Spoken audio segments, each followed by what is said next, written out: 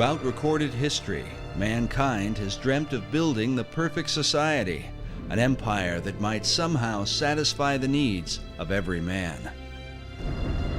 An ancient legend cast the shadows of one such society that is said to have existed long ago. 2,500 years ago, the Greek philosopher Plato set down a dialogue called the Critias.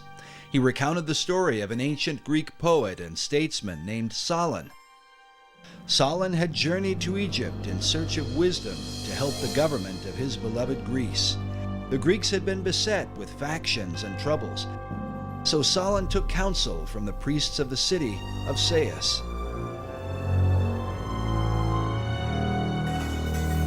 An old priest told him, "O Solon, Solon, you Greeks are never anything but children.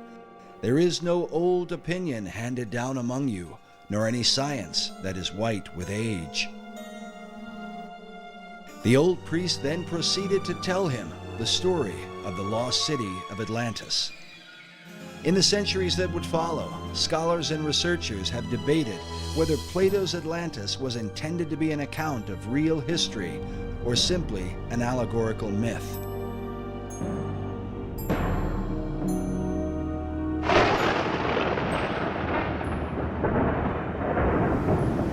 Some even suggest that Atlantis was really the antediluvian world, the wicked society destroyed by the wrath of God in the great flood of Noah. In the 20th century, Plato's account was further supported by Masonic philosopher Manly P. Hall. Hall claimed that Atlantis had once been a vast and mighty empire that extended to the whole world, a philosophic commonwealth of nations that one day was destined to be rebuilt. But who would rebuild it? And exactly who was Manly P. Hall? Manly P. Hall was probably the most highly esteemed occultist and Freemason of the 20th century. He understood the secrets of the ages long before he ever joined the Masons. Was really the foremost authority on the occultist side of Freemasonry, the deep, dark side of Freemasonry, the one that most Masons never ascend to. I can't really think of anybody close to him. Manly P. Hall was one of the leading people within this whole other world that we talk about. Hall authored over 200 books and is said to have given some 8,000 lectures on ancient philosophy. He is perhaps most remembered for his contribution to the mysterious Brotherhood of Masonry. Upon his death in 1990, the Scottish Rite Journal, a Masonic publication, noted that he was often called, quote, Masonry's greatest philosopher. Among his teachings was that contained in Masonry and all the secret orders was the ancient wisdom of lost Atlantis. Hall wrote that for more than 3,000 years, secret societies had been laboring to create a background of knowledge necessary to the establishment of an enlightened democracy among the nations of the world. According to Hall, these societies could be traced back to ancient Egypt and had for centuries known of a secret place hidden from the eyes of common men, a place that would one day be revealed. In the 17th century, as settlers were colonizing the New World, Sir Francis Bacon, the leader of secret societies in England, set down his classic work, The New Atlantis. While archaeologists and treasure hunters have searched the globe looking for the lost continent, 400 years ago, Bacon, like many of his contemporaries, believed that Atlantis was America itself. Well, Bacon, to me, was really fundamental in the American colonizational scheme and its connection to the new Atlantis concept. He was trying to lay a foundation for what could be accomplished in the New World. While the Atlantis of Plato was a mighty empire known for the philosophy of its kings, Bacon would write of a nation governed by scientific achievement, filled with marvels and wonders never before seen. Bacon was talking about this new nation, talking about submarines, talking about unimaginable weapons of war, talking about flying machines and tall buildings. How did he come into possession of this knowledge? Did Francis Bacon outline the course of the New World before its time? And if so, by what power was he inspired to do so? While there are no states or cities that bear his name, his mysterious influence has compelled some to call him the real and true founder of America. His founding of America was really through other people who were following his work, following the program he'd laid out. Bacon was the head of Freemasonry and Rosicrucianism. He had a huge influence through being the chief of the Rosicrucian fraternity at the time. He had a huge influence on the birth of modern Freemasonry. And many of those Rosicrucians actually went into Freemasonry at that time to lift it up to its new level. And Freemasonry has a major influence on the founding of America. While many of the early settlers came to work the land for the cause of religious freedom, there were with them secret societies who came to the New World with another agenda. Secret societies came to America shortly after the Pilgrims arrived, and they were sent by a man named Sir Francis Bacon. You get this very strange mixture of people, many of whom understood even then the advantage, spiritually and otherwise, to having secret orders. Unless you understand the influence of the occult societies on the development of America, on the establishment of America, upon the course of America, why you get completely lost studying our history. And they were the ones through which this work was being put into operation in England, in Europe, and eventually in America and the world. So that America then could be used to lead the world into the philosophic empire. You understand that America was founded by Christians as a Christian nation. However, there were always those people on the other side who wanted to use America, use our military power and our financial power to establish enlightened democracies throughout the world and restore lost Atlantis. Yeah, maybe Bacon had it right. Maybe Atlantis is not something yet to occur, but maybe it's occurring right now in America. In his lifetime, Sir Francis Bacon referred to himself as the herald of a new age. He promoted a new universal order for the whole world. Can this be what early American founders referred to with the words Novus Ordo Seclorum, the new order of the ages? And does this vision affect America today? When our founders declared a new order of the ages, they were acting on an ancient hope that is meant to be fulfilled.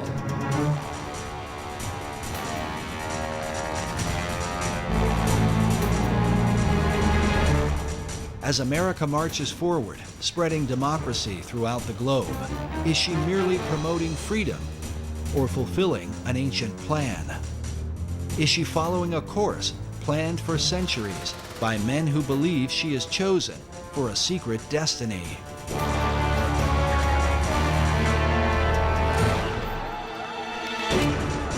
To understand the present and possibly the future, we look into the past as we unfold the secret mysteries of America's beginnings.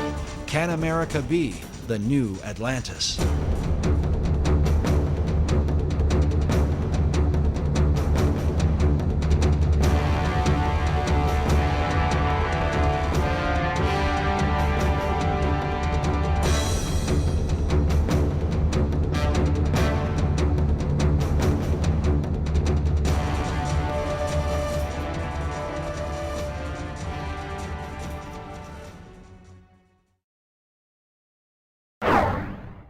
The movie National Treasure revealed to many the role of Freemasons in the founding of America. Often seen as a shadowy organization with hidden agendas, Masonry was portrayed in a positive light. Was this coincidence, or could there have been something behind it? I think there's probably a little something behind it.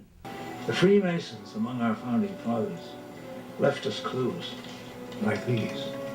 The unfinished pyramid, the all-seeing eye. They're speaking to us through these. Well, the movie National Treasure is probably the first film in many years that has given a positive spin to the Masonic Lodge. And essentially it seems to have been at least partially designed as kind of a propaganda piece for them. They were basically trying to say that these people who have hidden this secret knowledge of whatever it was, the gold stash or whatever, the Masons, are basically good guys. Because it makes them appear to be this sort of benign, shadowy group that's in the background protecting these important ancient secrets and also protecting this great, massive treasure. It was fairly accurate in its Masonic elements. You can tell whoever made the film either was a Mason, and of course there's a lot of Masons in Hollywood, or else had done a lot of research. Screenwriter Jim Kauf, who developed the storyline for Disney Pictures, claims no Masonic connection, yet some researchers are not convinced. Masons were involved in the writing of that, it seems to me, because then they tried to turn it around and, say that that Freemasonry is a good thing, that it has these hidden secrets deep within it, and that someday will be revealed, and bring good things to America, etc. Yet did the filmmakers accurately portray the real secrets of Masonry? The thing I think that's unfortunate about the movie is, other than it kind of glamorizes the Masons, is that it makes it sound like the treasure of Masonry is monetary, that it's this enormous cachet of wealth and gold and jewels and urns and statues and whatever. And really that's not what the treasure of Masonry is. The treasure of Masonry is esoteric wisdom. It is what Masons believe. It is the secret of eternal life and immortality. And that's an entirely different thing.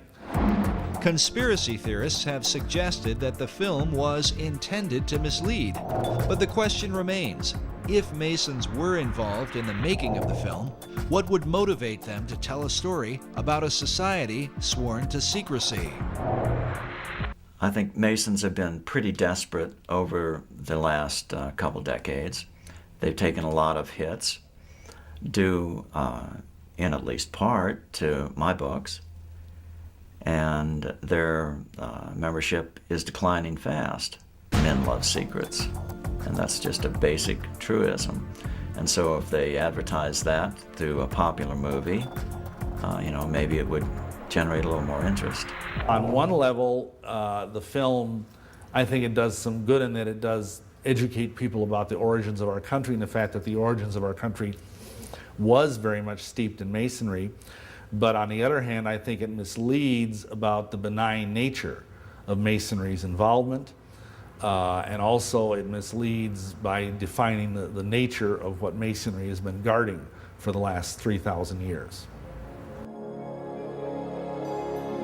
But what has Masonry been guarding for the last 3,000 years? The real history of the craft, as it is called, varies from one source to another and is a continued thorn of controversy. Masons claim biblical origins dating back to Tubal-Cain, the first craftsman, as well as Nimrod, who built the Tower of Babel and founded the ancient city of Babylon. King Solomon plays an important role, as Masons are said to have been the builders of the Great Temple in Jerusalem. No less important is the influence of Gnosticism, sometimes called the mother of Masonry.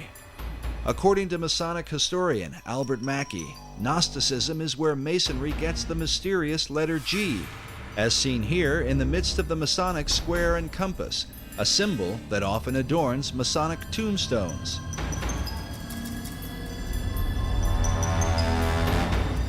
Known for rejecting the biblical Gospels, the Gnostics claimed to be the real Christians, an issue the apostles spoke vehemently against in the New Testament. The Gnostic Gospels have been promoted by writers like Elaine Pagels and celebrities such as Jane Fonda. It was the Gnostic teachings that formed the heart of Dan Brown's blockbuster book, The Da Vinci Code. The Gnostics were known to express a humanistic view of Christ, a view they are said to have exploited for the purpose of justifying their debauchery of women. Hence the tales of Jesus and his alleged relationship with Mary Magdalene, a view often attributed to the Gnostics and repeated in Brown's controversial book.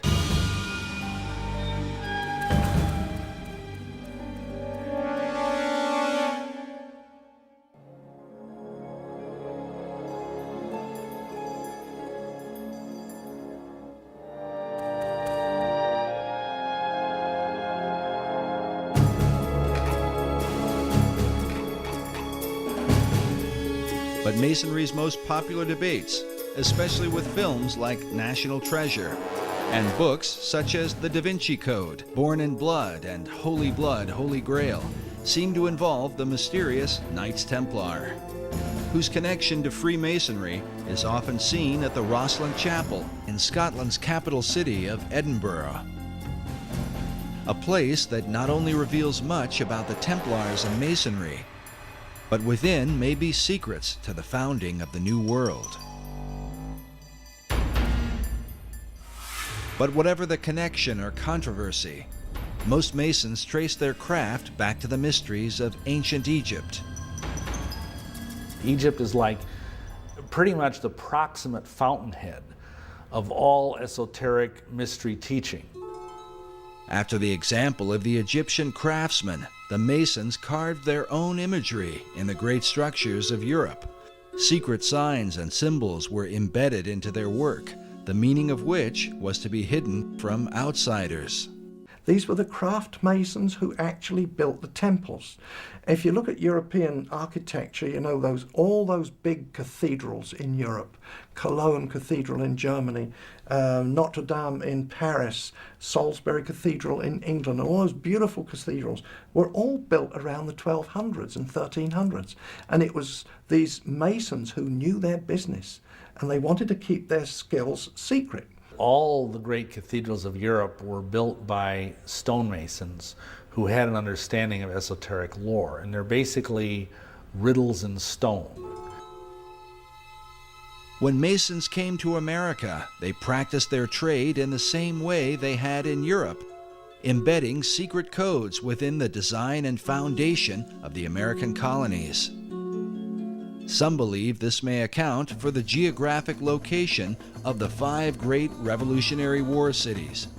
In particular, Boston, New York, Baltimore, Philadelphia, and Washington, D.C. have all been built in perfect alignment along the eastern seaboard.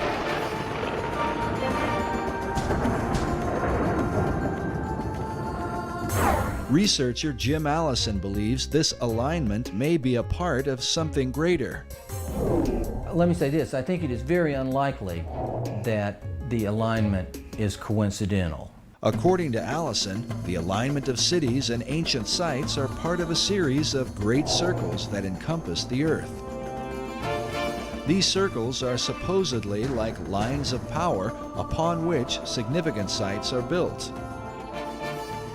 The simplest example, the most obvious example of a great circle, though, is the equator, because it runs around the center of the earth. It runs due east-west. Meridians of longitude, which run due north-south through the north and south poles, if you extend it all the way around, those are also great circles because they run through the center of the earth.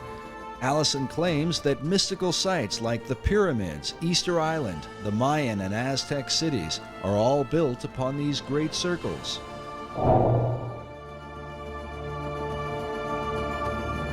In addition, one of these great circles contains the 5 cities that date back to the era of the American Revolutionary War. Washington, D.C., Philadelphia, Baltimore, New York City, and Boston are in fact aligned.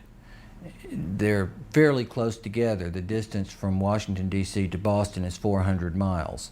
And as a result of that, you can see the alignment just on a flat map, because the curvature of the earth is not so much over that distance to distort it. But on a three-dimensional map, it's even clearer.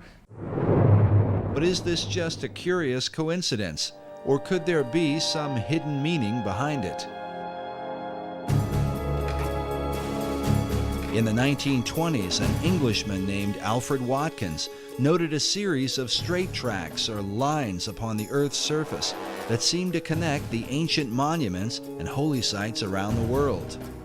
What he found was that in a number of cases, a number of these monuments were aligned in dead straight lines that extended from a few miles to, in some cases, many miles. He coined the term ley lines to describe and to explain these alignments. Watkins believed that there are some type of grid lines that run through the earth, of lines of energy or magnetism or electromagnetism or some other kind of attraction over the earth. And that's what he described as ley lines. Watkins believed that the builders of these sites were aware of these lines that ran through the earth and that they intentionally built these monuments on these lines. While Watkins' findings were not openly received by all, his views have been most often embraced by members of the esoteric community. In the occult, there's this concept of ley lines, L-E-Y, which are lines of force that some people say are like the acupuncture points of the earth.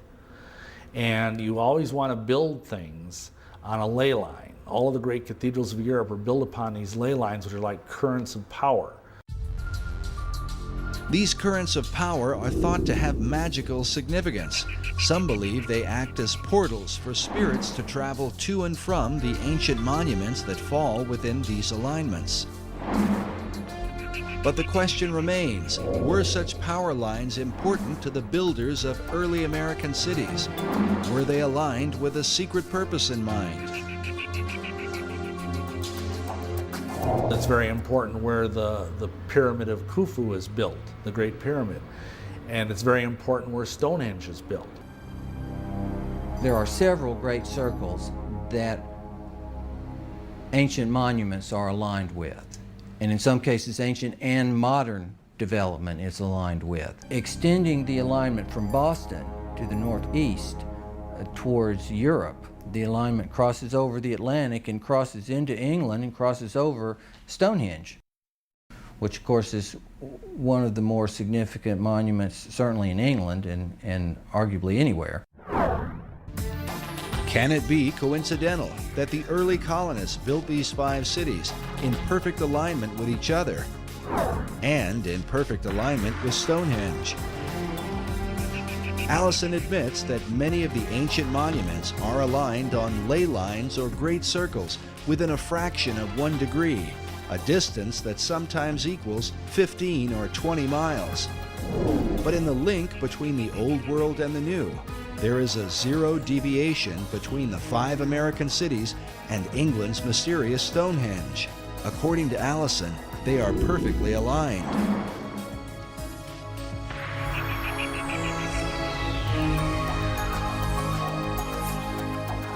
Can such a perfect alignment be unintentional, or the result of some natural attraction of ley lines in the earth?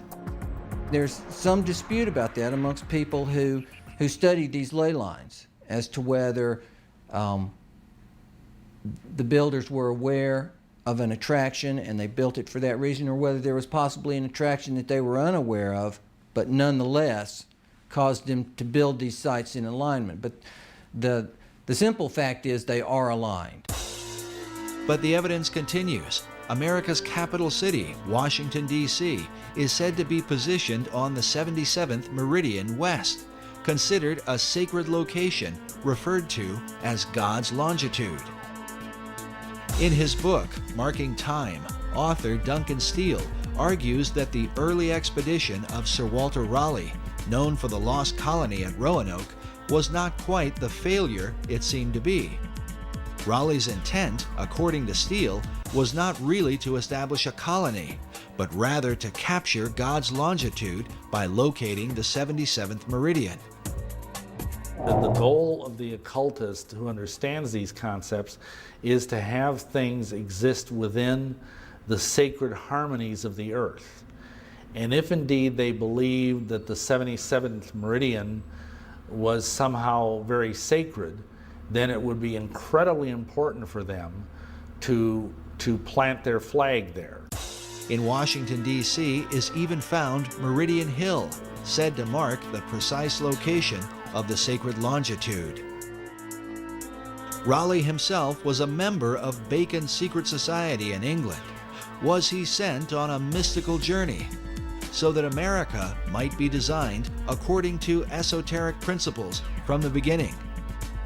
and how many others came ashore as a result of the Baconian influence. The Rosicrucians came ashore very early on in the founding of the New World.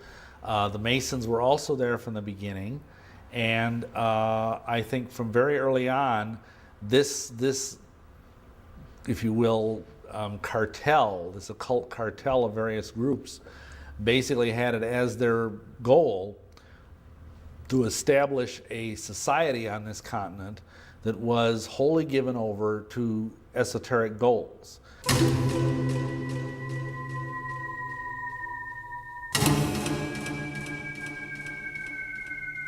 The Rosicrucian Order, with its modern headquarters in San Jose, California, has for centuries been linked to Freemasonry. Well, you have to understand that Freemasonry is simply the modern-day manifestation of the ancient mystery religions. The ideas of Masonry have been around literally for thousands of years. And of course, Rosicrucianism was simply a forerunner of modern-day Masonry.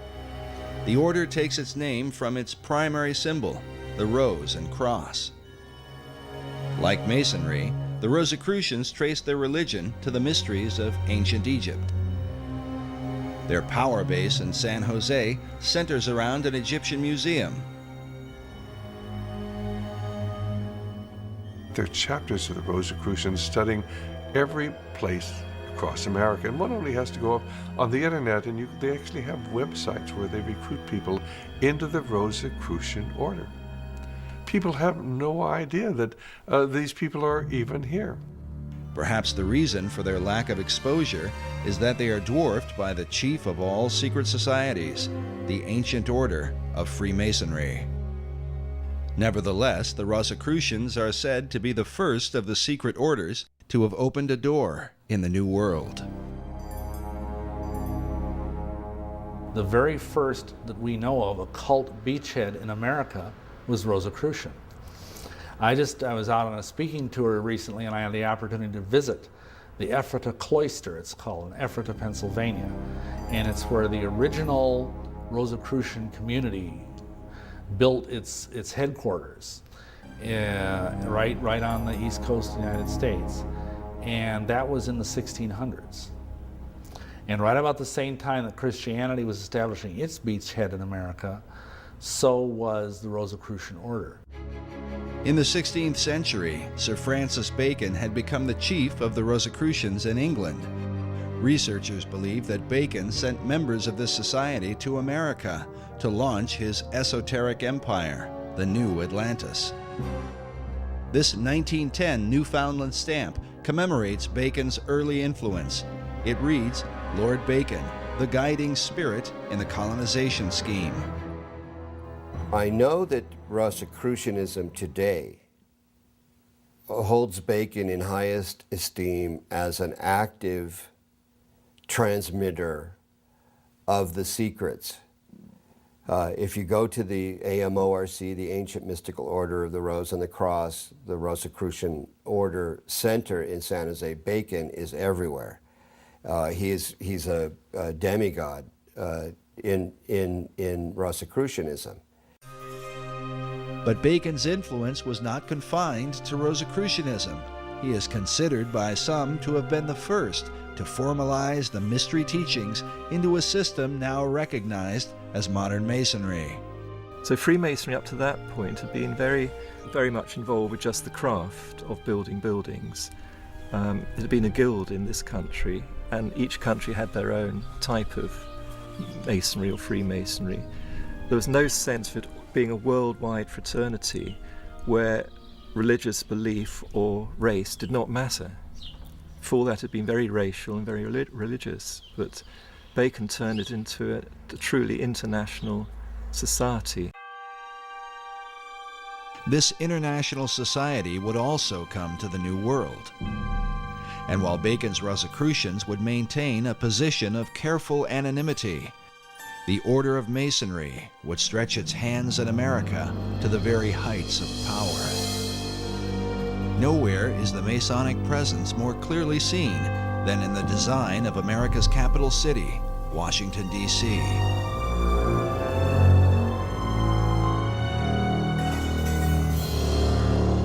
yes, Washington, D.C. is completely based on Masonic architecture. The whole architecture is laid out in an occult manner with Masonic symbology. Every major building in Washington, D.C. has a Masonic plaque on it. I mean, the Masons have permeated, and the other secret societies have permeated our society since the very beginning. In his book, The Secret Architecture of Our Nation's Capital, author David Oveson confirms the esoteric influence of Masonry in the design and building of Washington, D.C. Oveson reveals the occult ceremonies surrounding the laying of the city's cornerstone, a ritual that involved the father of the nation, George Washington. 200 years later, in a ceremony commemorating this event, Senator Strom Thurmond, himself a 33rd degree Mason, is pictured alongside the cornerstone upon which is carved a Masonic square and compass. If you either look at the map of Washington, D.C. or try and drive in Washington, D.C., you think it must have been designed by a nutcase. But actually it was designed by a Freemason, a French Freemason named L'Enfant. I think Pierre Charles L'Enfant was his name. And it's full of esoteric symbolism. Oveson writes that, like the pyramids of Egypt, the entire city was built in alignment with the stars, and suggests that the hidden purpose for the Masonic rituals is that America might be empowered by the gods of the ancient world. Can this be the reason for the pagan god and goddess images that have come to represent America? Tradition often claims that America was founded as a Christian nation only. But if this is the case, why are its symbols those of the pagan religions rather than images of Christ, the apostles, and stories from the Bible? Well, I think that this is where the great confusion comes in. America was founded as a Christian nation, but it was also founded as an occult nation. And there have always been two parallel forces here in America. One the Christian, one the occult, dating back into the 1600s. And until you understand that, you can't understand anything going on in the world today. The conflict between Christianity and the occult has compelled some to reject entirely the influence of God in early America. In February of 2005, CBSNews.com posted an article titled Our Godless Constitution. In it, author Brooke Allen wrote that our nation was not founded on Christian principles, but on Enlightenment ones. God only entered the picture as a very minor player, and Jesus Christ was conspicuously absent. A chief issue of debate are the very symbols that define the United States. Where did they come from, and what or who exactly do they represent? For many, the answers lie in the secret societies. I mean, you can see their influence on the back of the Great Seal of the United States, where in 1782 they put on a pyramid capped by an all-seeing eye with the slogan beneath, Novus Ordo Seclorum, the new secular order of the world.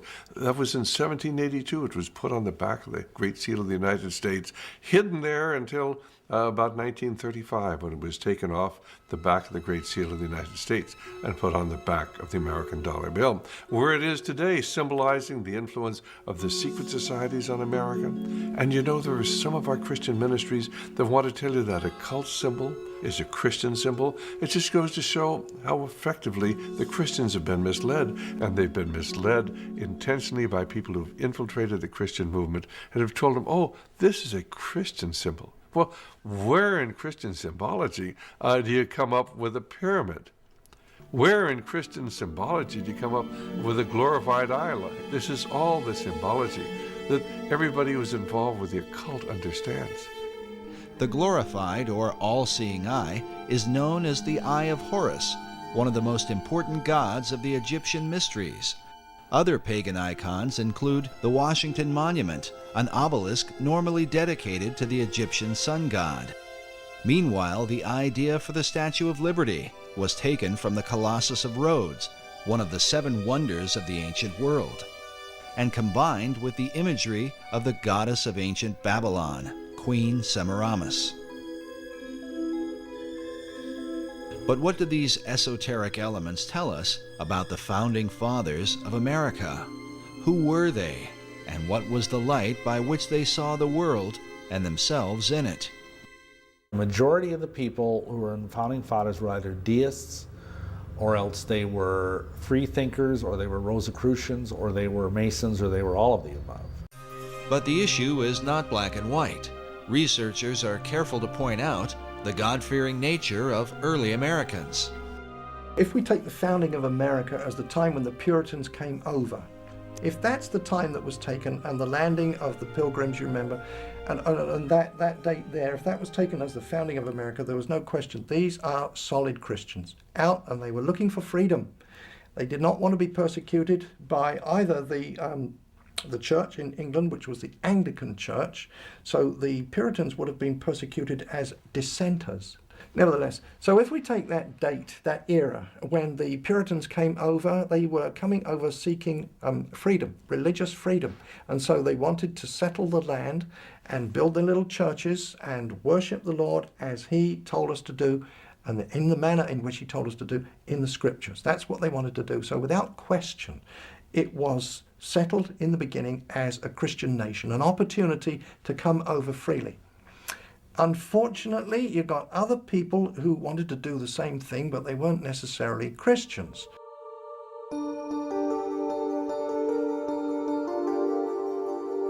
By far, the chief source of contention is the involvement of the Founding Fathers with secret societies, namely Freemasonry. Certainly at the time when the Declaration of Independence was signed, many of these people were involved in Masonry, no question at all about it. But it wasn't because they were dedicated to the esoteric principles of Masonry. Many of these people were strong Christians. In America, initially, the men that were elected, I believe 90% of them were all God-fearing men. People, on the esoteric side want to say, oh, this was a Masonic country. And there's an element of truth in that, because certainly there were many Masons, once America was established, who were working in key positions. I believe the truth is somewhere in between, as it usually is, the two extremes. It's a timeless struggle. Both sides of this power struggle are in full play.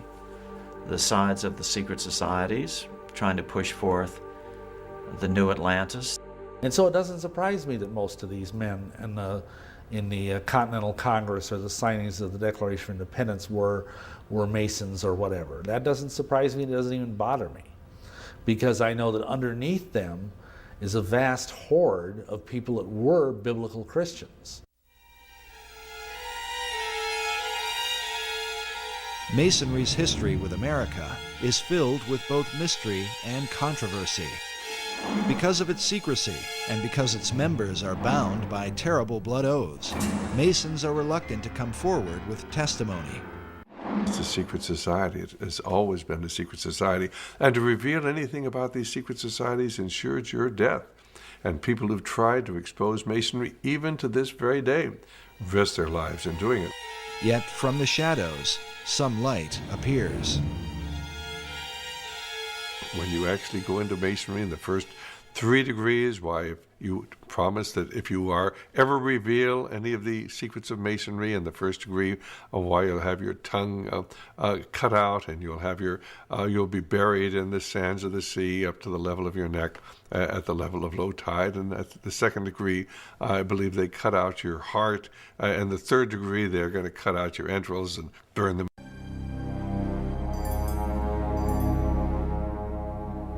In the 19th century, a man named Captain William Morgan was murdered by a group of Masons who were bound by such blood oaths.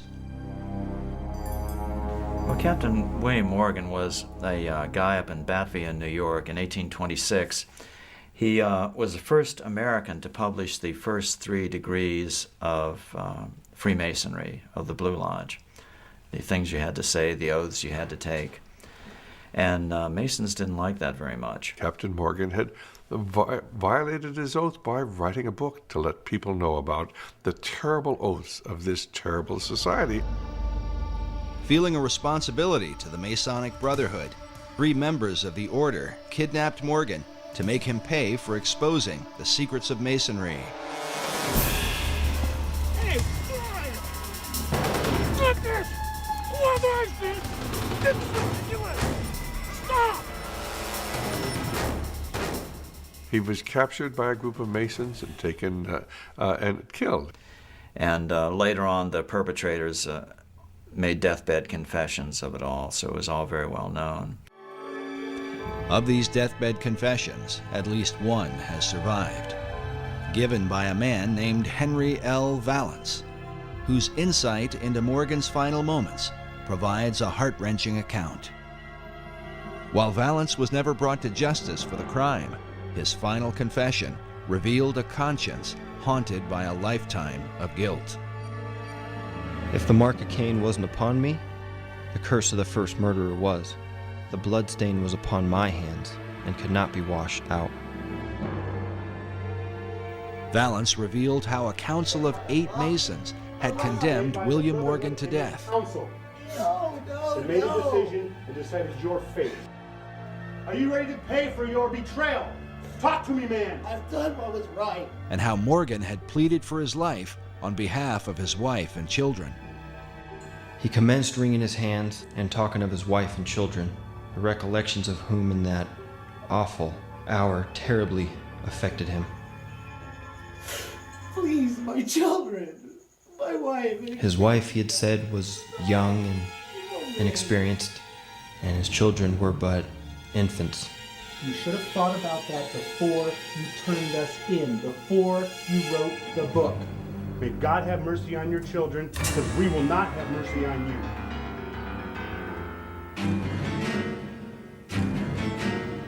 Despite Morgan's plea for mercy, Valance and his fellow Masons were determined to carry out their grim task.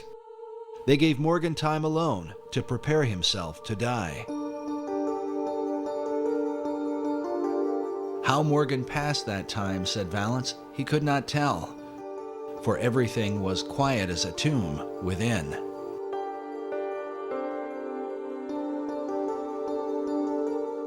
When they returned, they bound his hands and led him away to the awful fate they had prepared for him. The story was he was actually drowned after being mistreated horribly for a period of time. Well, when the word of this got out, and people began to realize this dangerous influence of Masonry within our society, why the membership of the organization fell off dramatically. As one investigator put it, as one writer put it, Freemasonry, which was rampant throughout the country at that time, almost dried up overnight. The public outrage over Morgan's death was profound, but when those who had murdered him were sought out, the people of the United States discovered that justice was not so easy to obtain.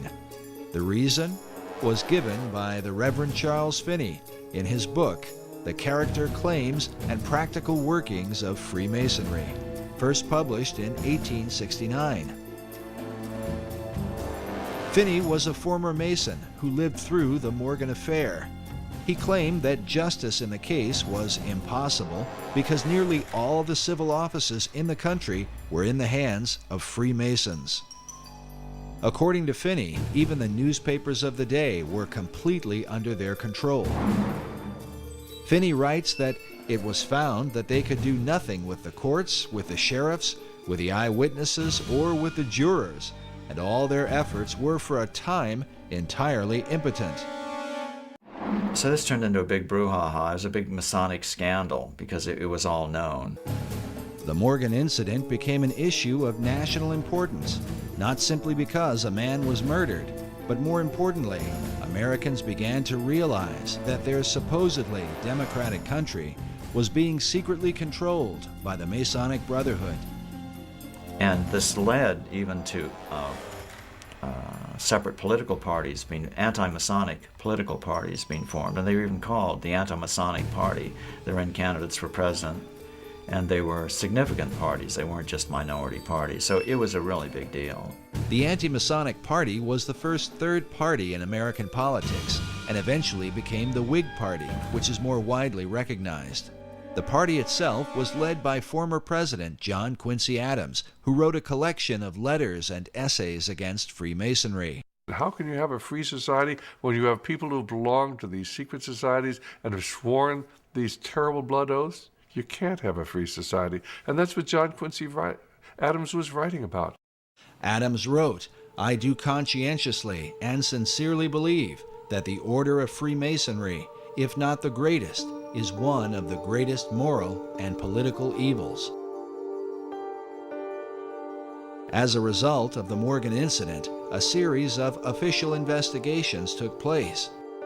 In 1829, a New York State Senate committee published its findings on Masonry, stating that its members were found in almost every place where power is of any importance. 5 years later, in 1834, a joint committee in Massachusetts reported that Masonry was, quote, "a distinct independent government within our own government and beyond the control of the laws of the land by means of its secrecy." Well, the influence of Masonry has always been here since those days.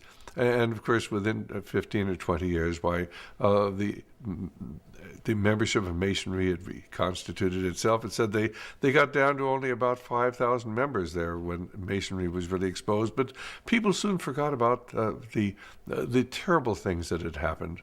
And the fact that if you were a Mason, they really would kill you. Most people look upon Masonry as simply a fraternity, and these oaths have no meaning. But tragically, they do. A monument was erected in Batavia, New York, and remains to this day, in remembrance of what happened to William Morgan. The inscription on its base reads, "To the memory of William Morgan, a native of Virginia, a captain in the War of 1812, a respectable citizen of Batavia, and a martyr to the freedom of writing, printing, and speaking the truth. He was abducted from near this spot in the year 1826 by Freemasons and murdered for revealing the secrets of their order." The monument goes on to tell the reader where they can find the historical records that document the Morgan account.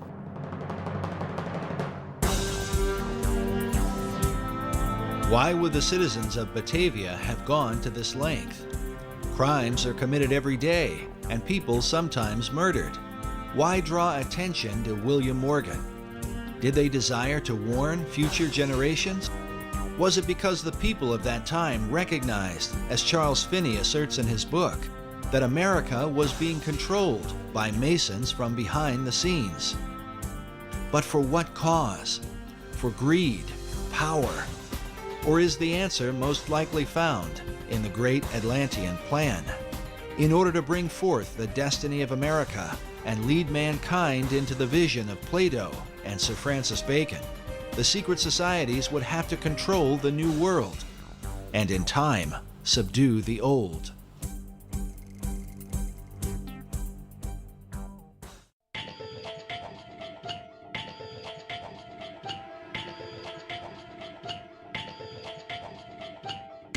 But how to bring about this utopian empire? In his writings, Sir Francis Bacon called for a universal reformation of the whole wide world. To bring about this reform, some believe the secret societies launched a world revolution. People do not understand that our revolution was the first in a series of revolutions that began in 1776 and extended right up until the Cuban Revolution in 1959 when Fidel Castro came to power. And this is a series of revolutions to transform the world. While most Americans did not fight the War of Independence for the cause of global revolution, it is undeniable that secret societies played an important role and that many of America's founders were Freemasons. Many of them were Masons, but they were into Masonry because, of course, this was the only way that they could protect themselves. This was the only way they could keep from being found out. So they were plotting a revolution. They had to have a means of maintaining their secrecy. I think Masonry was in fact used as a built-in network, a secret network in which to foment the American Revolution. They didn't have to put a network together, it was already there. All they had to do was sort of ride on the back of Freemasonry to make the American Revolution work. And work it did with the help of Masonic ingenuity, beginning with the kickoff event, the Boston Tea Party.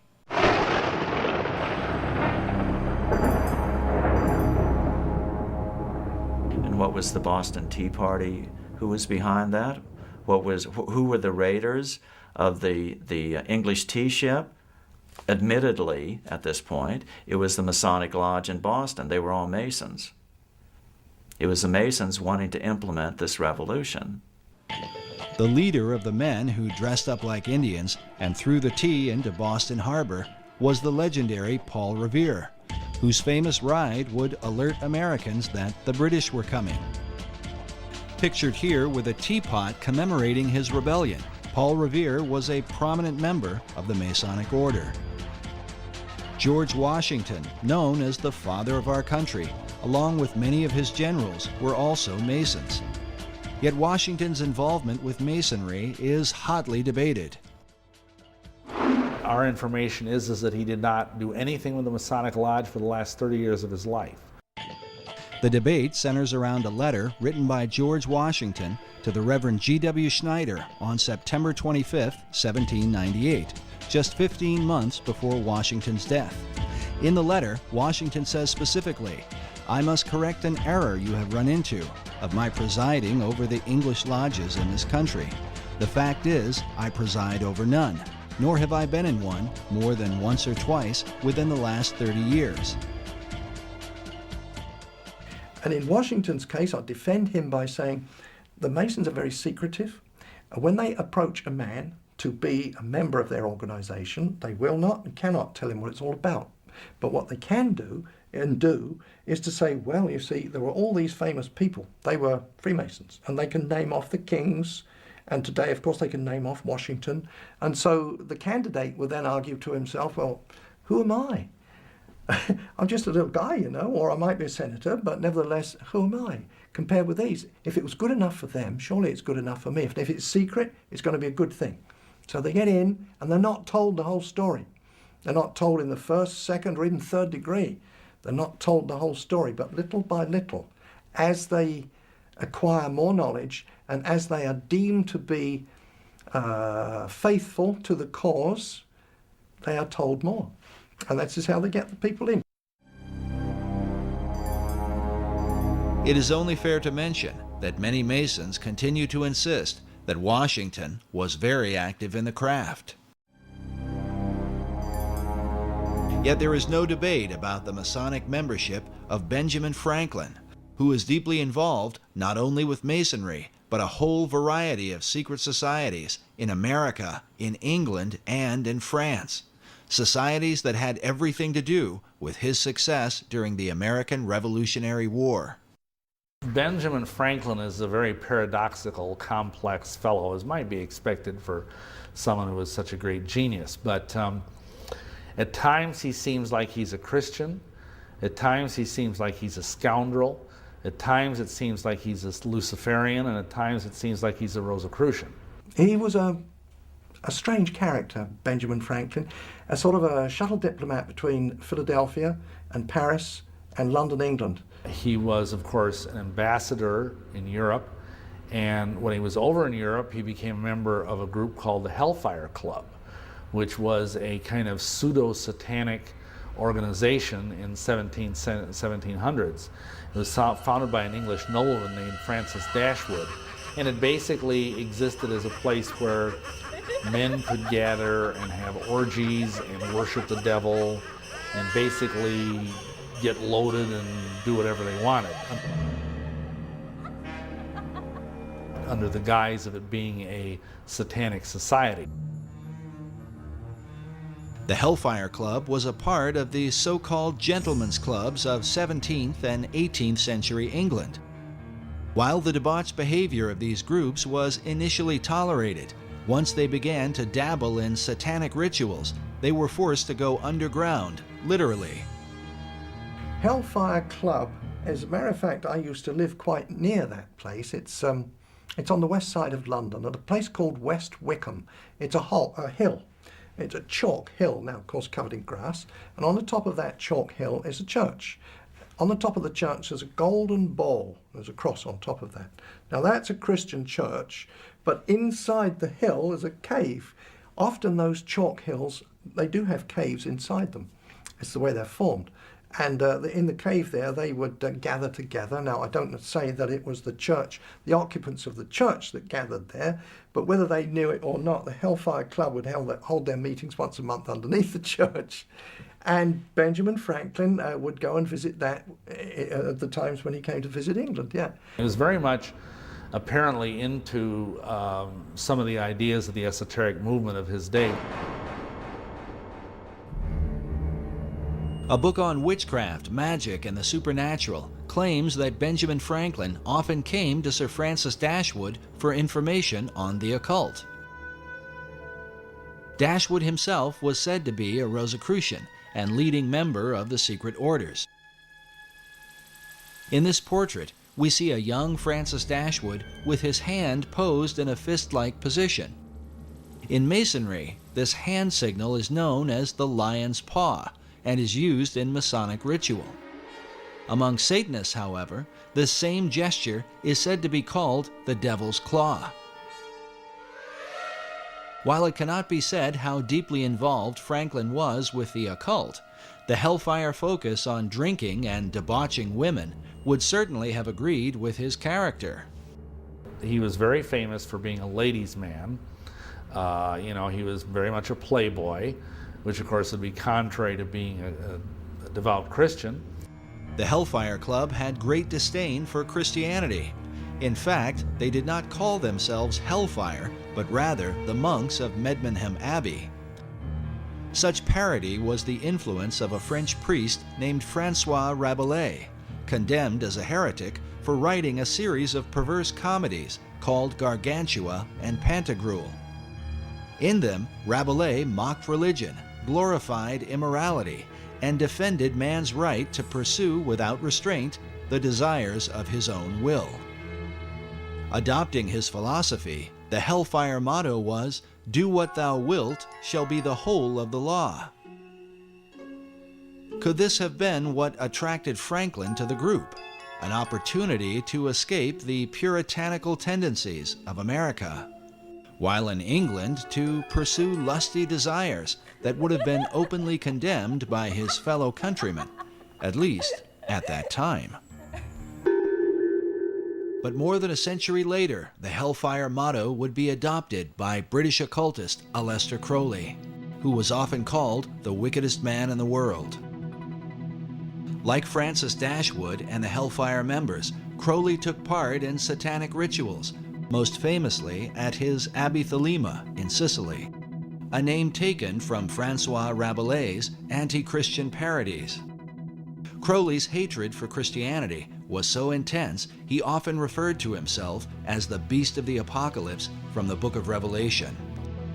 He was a Freemason and a Rosicrucian who made Do What Thou Wilt famous through the 20th century, with followers like L. Ron Hubbard, the founder of Scientology, Harvard professor and drug guru Timothy Leary, and even Beatles founder John Lennon.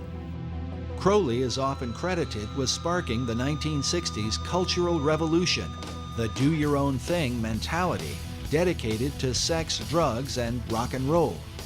What could be called the modern legacy of men like Franklin, Dashwood, and the Hellfire Club.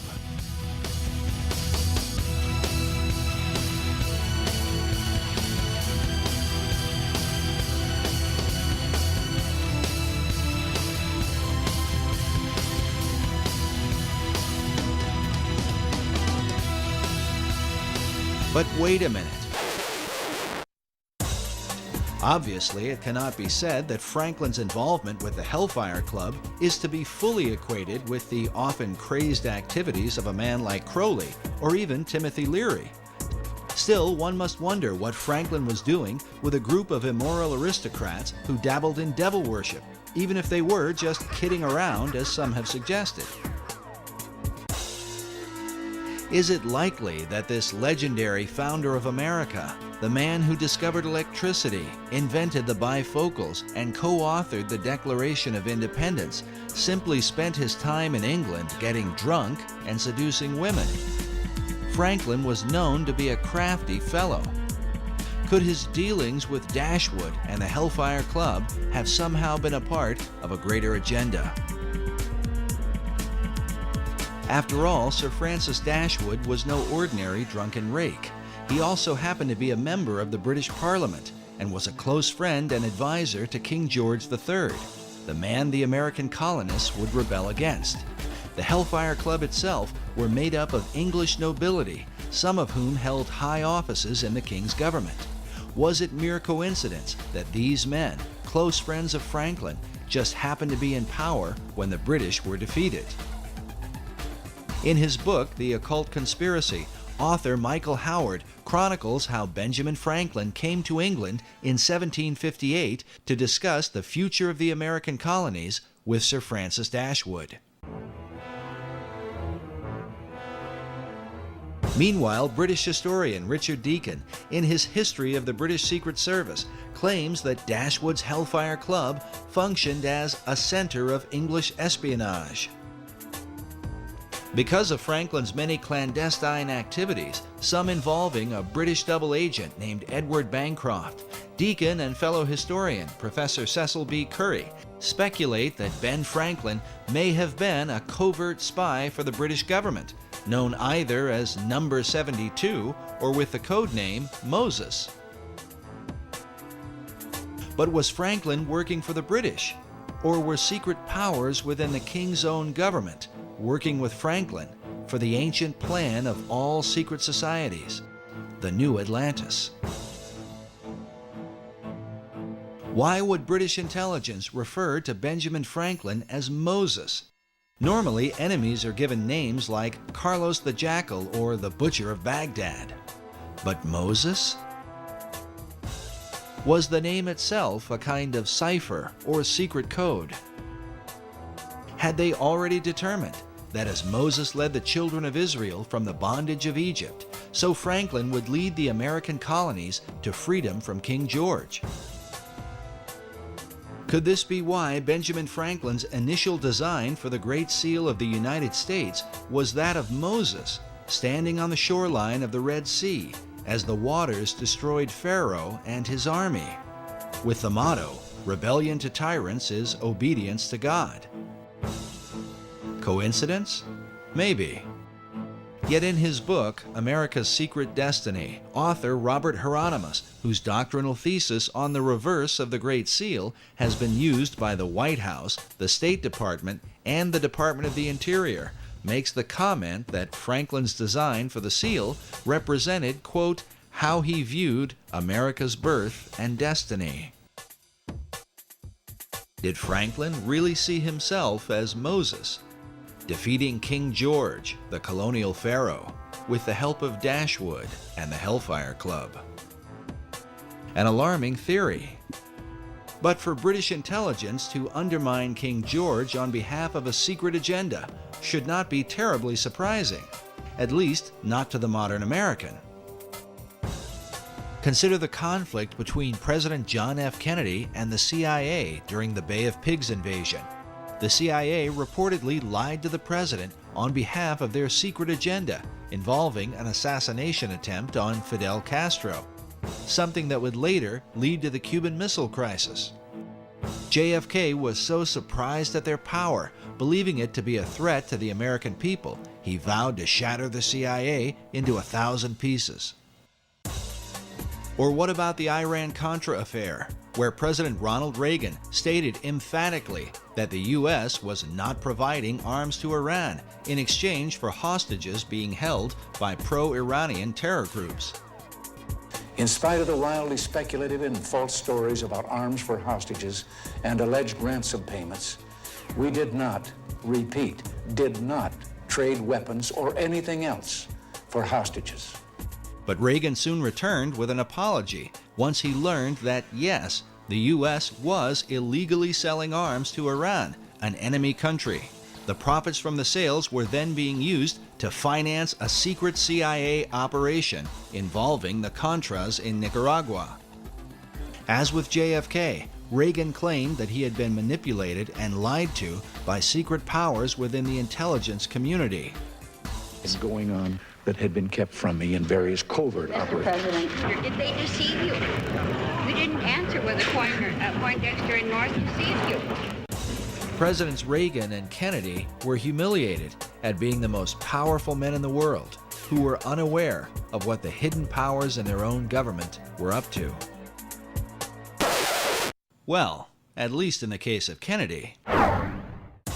It was later revealed that President Reagan knew more about the covert actions of the intelligence community than he had let on.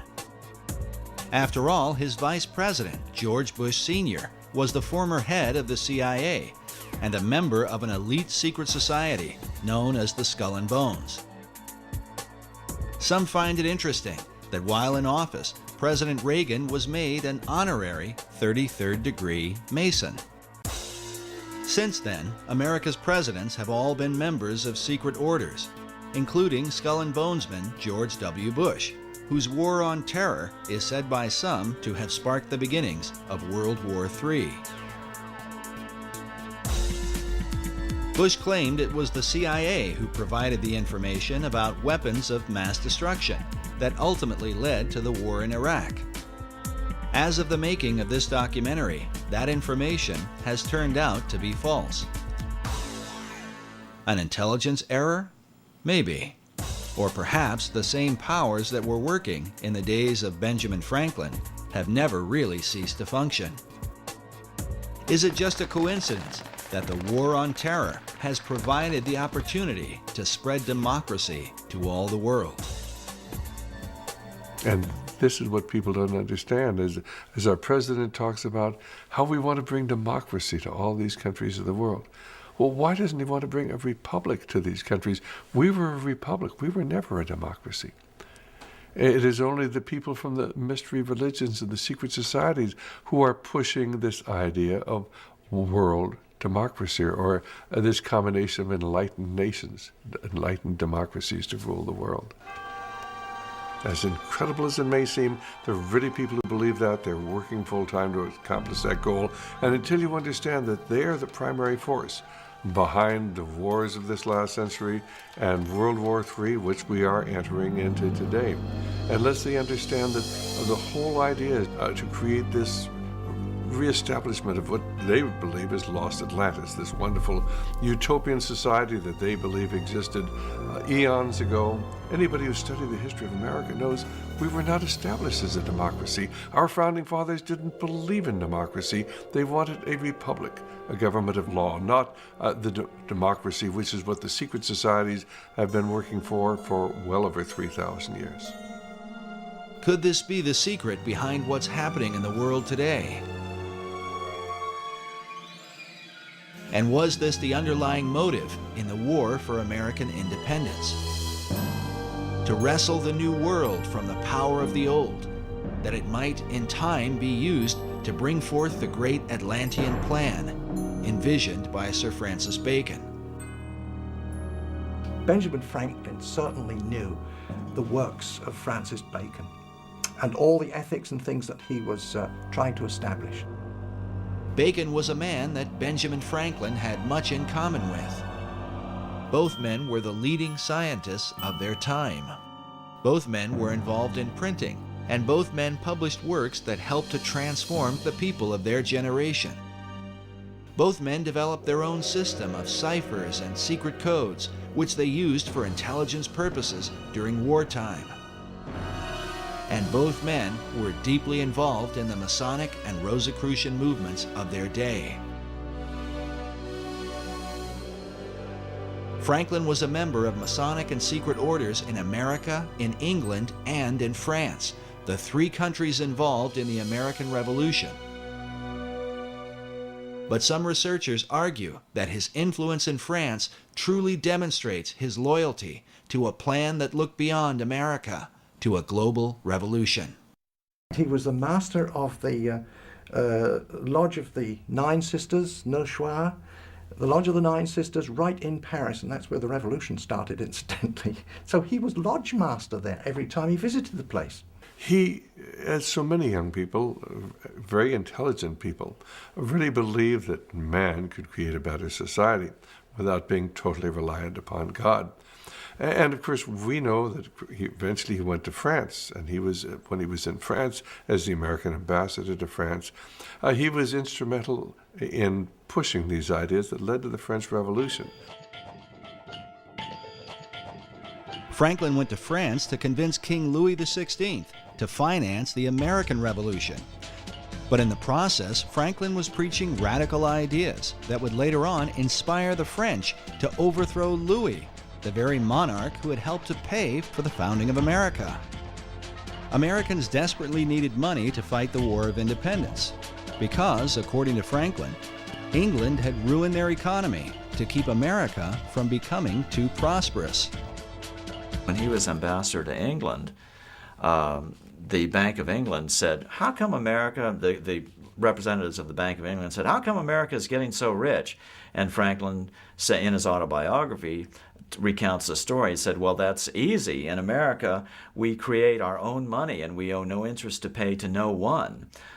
So the Bank of England said, oh, that's very interesting. So they immediately had passed through Parliament the Currency Act of 1764. And what did the Currency Act do? It outlawed the creation of America's own money and put America on the gold standard, made Americans pay their taxes in gold or silver coin, which of course was very scarce in the American colonies in those days. So what was the result? It immediately plunged America into a deep depression. Franklin says that this depression, and everyone in America was well aware of what the depression, who caused the depression, and why it was caused, just because England outlawed America just simply printing its own money, and that it was this Currency Act of 1764 that was really the root cause of the American Revolution, because it caused so much unemployment and a terrible economic upheaval. And Franklin's quote is, we could have endured a little tax on tea and other matters, but it was England's taking away our ability to create our own currency that was really the root cause of the revolution. And so King Louis supported the American cause through financial aid and the use of troops. But some years later, many of the French soldiers who fought for America would return to France to fight the French Revolution. Among their leaders would be an American hero, the Marquis de Lafayette, who served alongside George Washington. Lafayette was also a Freemason and close acquaintance of Benjamin Franklin, the man who seemed to be the friend of nearly all the revolutionaries of the day. It was Benjamin Franklin who initiated Voltaire himself in 1778. He could then brag and say, "Oh, Voltaire was a Mason." Oh, people would say, if it's good enough for him, it must be good enough for me. I don't know what it's all about, but it sounds like a good thing. While the writings of Voltaire inspired the French revolutionaries, Americans were compelled by another of Franklin's close friends, Thomas Paine. Thomas Paine was a member of the Lunar Society. Benjamin Franklin would go and meet with them, yeah. Anyway, he recognized in Thomas Paine that the fellow was, he was pretty good at writing. And so he brought him back with him to Philadelphia. And he wrote the pamphlets that started the revolution in America. It was a little booklet called Common Sense. Thomas Paine wrote that, and it was kind of inciting people to war against King George III. With the help of Paine and his fellow Masons, Franklin worked to create the revolutionary mentality among the colonies. Yes, Franklin developed the concept of the virtuous revolution. The thought of revolting against a monarch amongst European people was absolutely anathema. It went totally against the European mindset of the divine right of kings, where government is of God, kings are appointed by God, and so the virtuous revolution was something really different. But not all Masons went along with Franklin's ideas, like the man known as the Great American Trader, Benedict Arnold, also a Mason who chose to side with the British during the war. Nevertheless, for good or for ill, Masonry was clearly at the helm of the War of Independence. It seems ironic, however, that American Masonry today owes its allegiance to the very country it rebelled against. Modern Masons trace their official beginning to the United Grand Lodge of England, founded in 1717. The official start of modern Masonry is in 1717 in the Apple Tree Tavern in London, where the first Grand Lodge of England was convened. And that's called the Mother Lodge, because essentially all English-speaking lodges precipitate out of that. And for example, all American lodges, all the different Grand Lodges of the different states, all ultimately owe their allegiance and their warrant to the Grand Lodge of England. Yet prior to the formation of the Grand Lodge, the seeds of modern Masonry had already been sown through the work of Francis Bacon. Francis Bacon established the Masonic organization, that whole body that was established by Francis Bacon. The ethical programs that were inherent within that, he was responsible for all those. His philosophy, his ethics, his literature that he was responsible for would certainly be known to Benjamin Franklin. Was Franklin following Bacon's plan? Was it mere coincidence that he was a chief catalyst in the launching of the American Revolution? Or that his influence would also bring about the revolution in France? Masonic philosopher Manly P. Hall wrote that not only were many American founders Masons, but they received aid from a secret and august body existing in Europe, which helped them to establish this country for a peculiar and particular purpose, known only to the initiated few. Hall further suggests that Benjamin Franklin was among those few. In his book, The Secret Destiny of America, Hall writes of Franklin's involvement with the plan of Francis Bacon. In Chapter 13, titled Bacon's Secret Society Set Up in America, Hall features an illustration showing the eastern seaboard with Benjamin Franklin overseeing it, while beside him is the shadow of Bacon.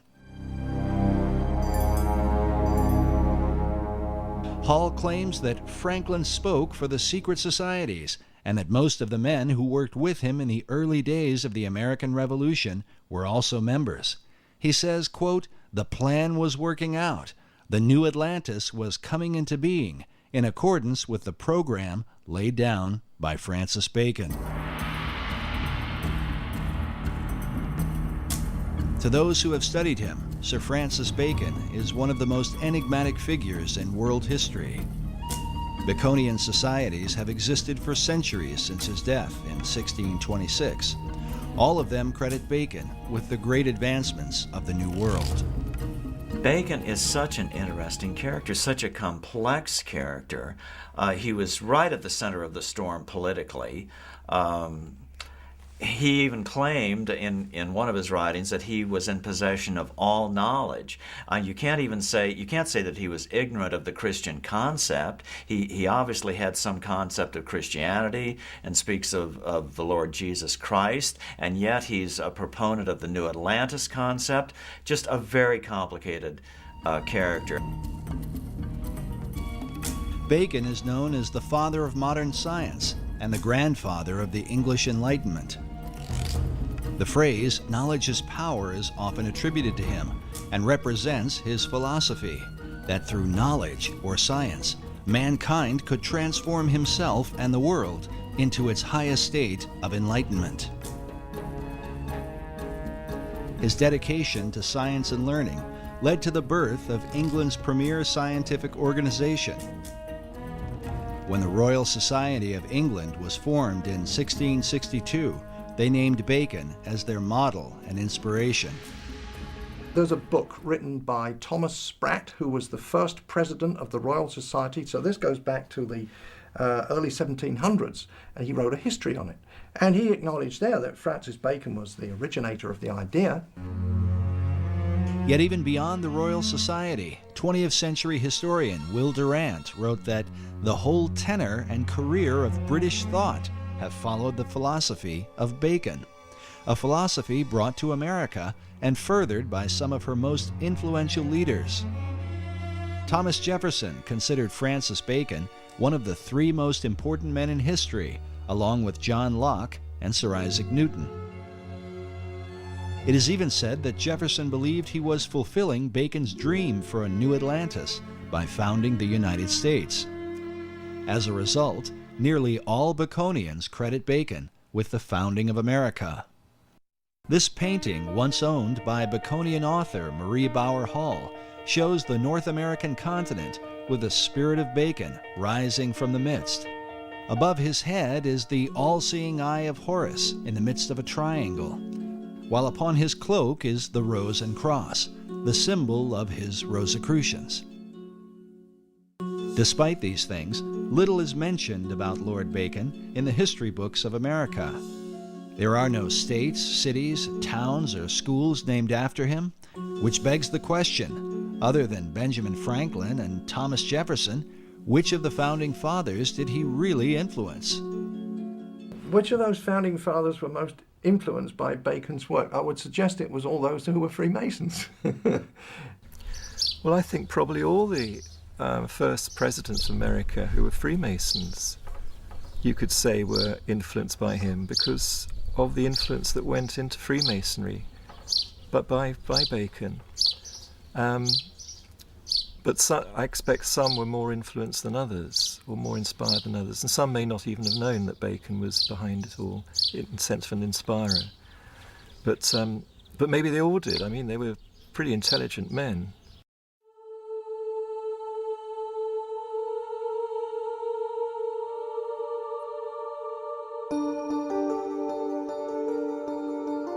Bacon is considered by some to be the first Grand Master of modern Freemasonry. While the craft would not be officially established until after his death, it was Bacon who mapped out the plan for the ultimate aim of Masonry and all secret societies, the establishment of a new Atlantis. Peter Dawkins is the founder and president of the Francis Bacon Research Trust in England. He has dedicated more than 33 years to the study of Bacon, having written some 14 books about him, with titles such as Building Paradise and Francis Bacon, Herald of the New Age. My research into the life and work of Francis Bacon and all those connected with him, which also takes me back into the wisdom traditions, which I'm very interested in, and into also things like the founding of America, the spread of modern science, and many other fascinating subjects. It's like a gateway into a huge wealth of information and knowledge for today. Dawkins' work is supported by the Pro-Grand Master of English Masonry, the Marquis de Northampton. The Grand Master in England is Prince Edward, the Duke of Kent. Because he is a member of the royal family, Masonry allows Prince Edward to appoint someone to act in his place. As such, the Pro-Grand Master, Lord Northampton, is the acting head of all British Freemasonry. While he declined to be interviewed for this documentary, in his correspondence with our producer, he made it clear that he supports Dawkins' research and considers him an expert on Sir Francis Bacon.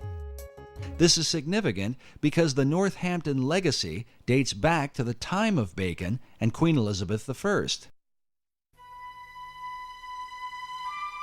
Today, Lord Northampton holds authority over Canonbury Tower, where Francis Bacon lived in his lifetime and where he is said to have met with his secret societies.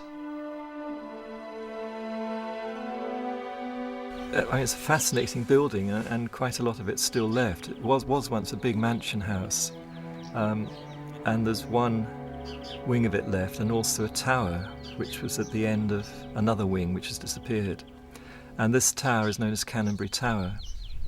And the whole mansion itself was was enlarged and decorated by a man called Sir John Spencer in Queen Elizabeth's time, and he'd had a year as Lord Mayor. He was quite an important guy in the City of London, and very, very wealthy merchant.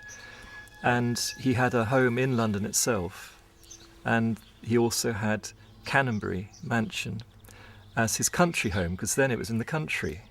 You know, now it's just surrounded by London, you know, part of London, but then it was in the country, up on a hill, and a wonderful place to go to get the country air and good for your health. And Sir John Spencer was clearly involved with Freemasonry and the early Rosicrucian group, and he embellished all the rooms of the house with special carvings on the oak panelling, which have Masonic and Rosicrucian themes.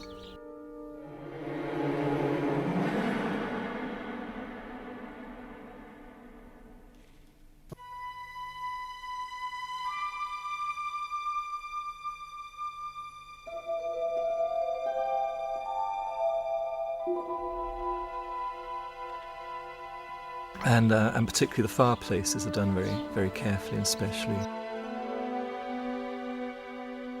But the Compton and Spencer rooms still have the original carved panelling in, and the carved fireplaces, full of Masonic and Rosicrucian themes. That was done by Sir John Spencer, and the carvings are dated around about 1598 to 1601, that period.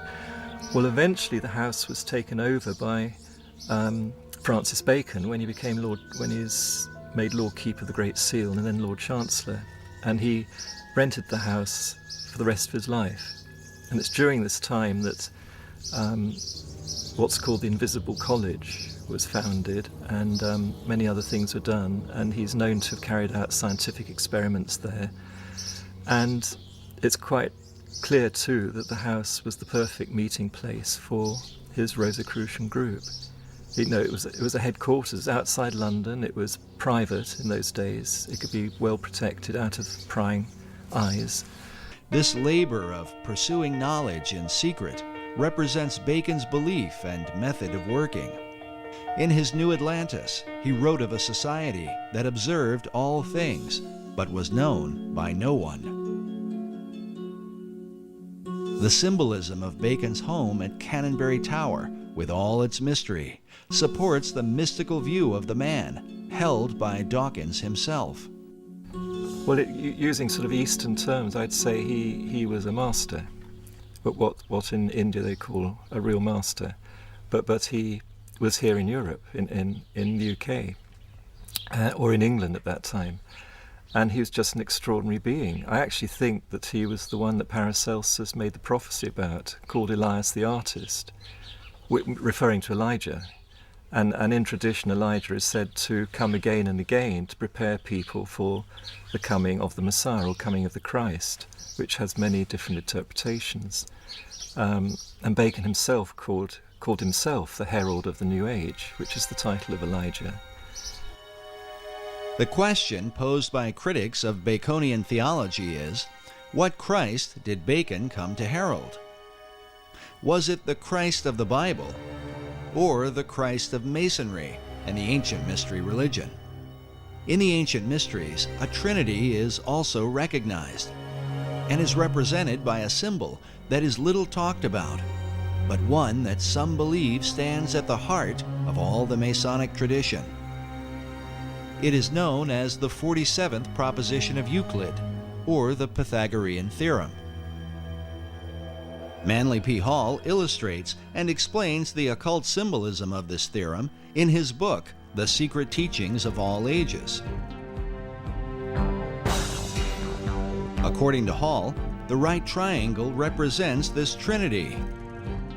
The perpendicular side symbolizes the masculine, or divine father, while the base represents the feminine, or divine mother.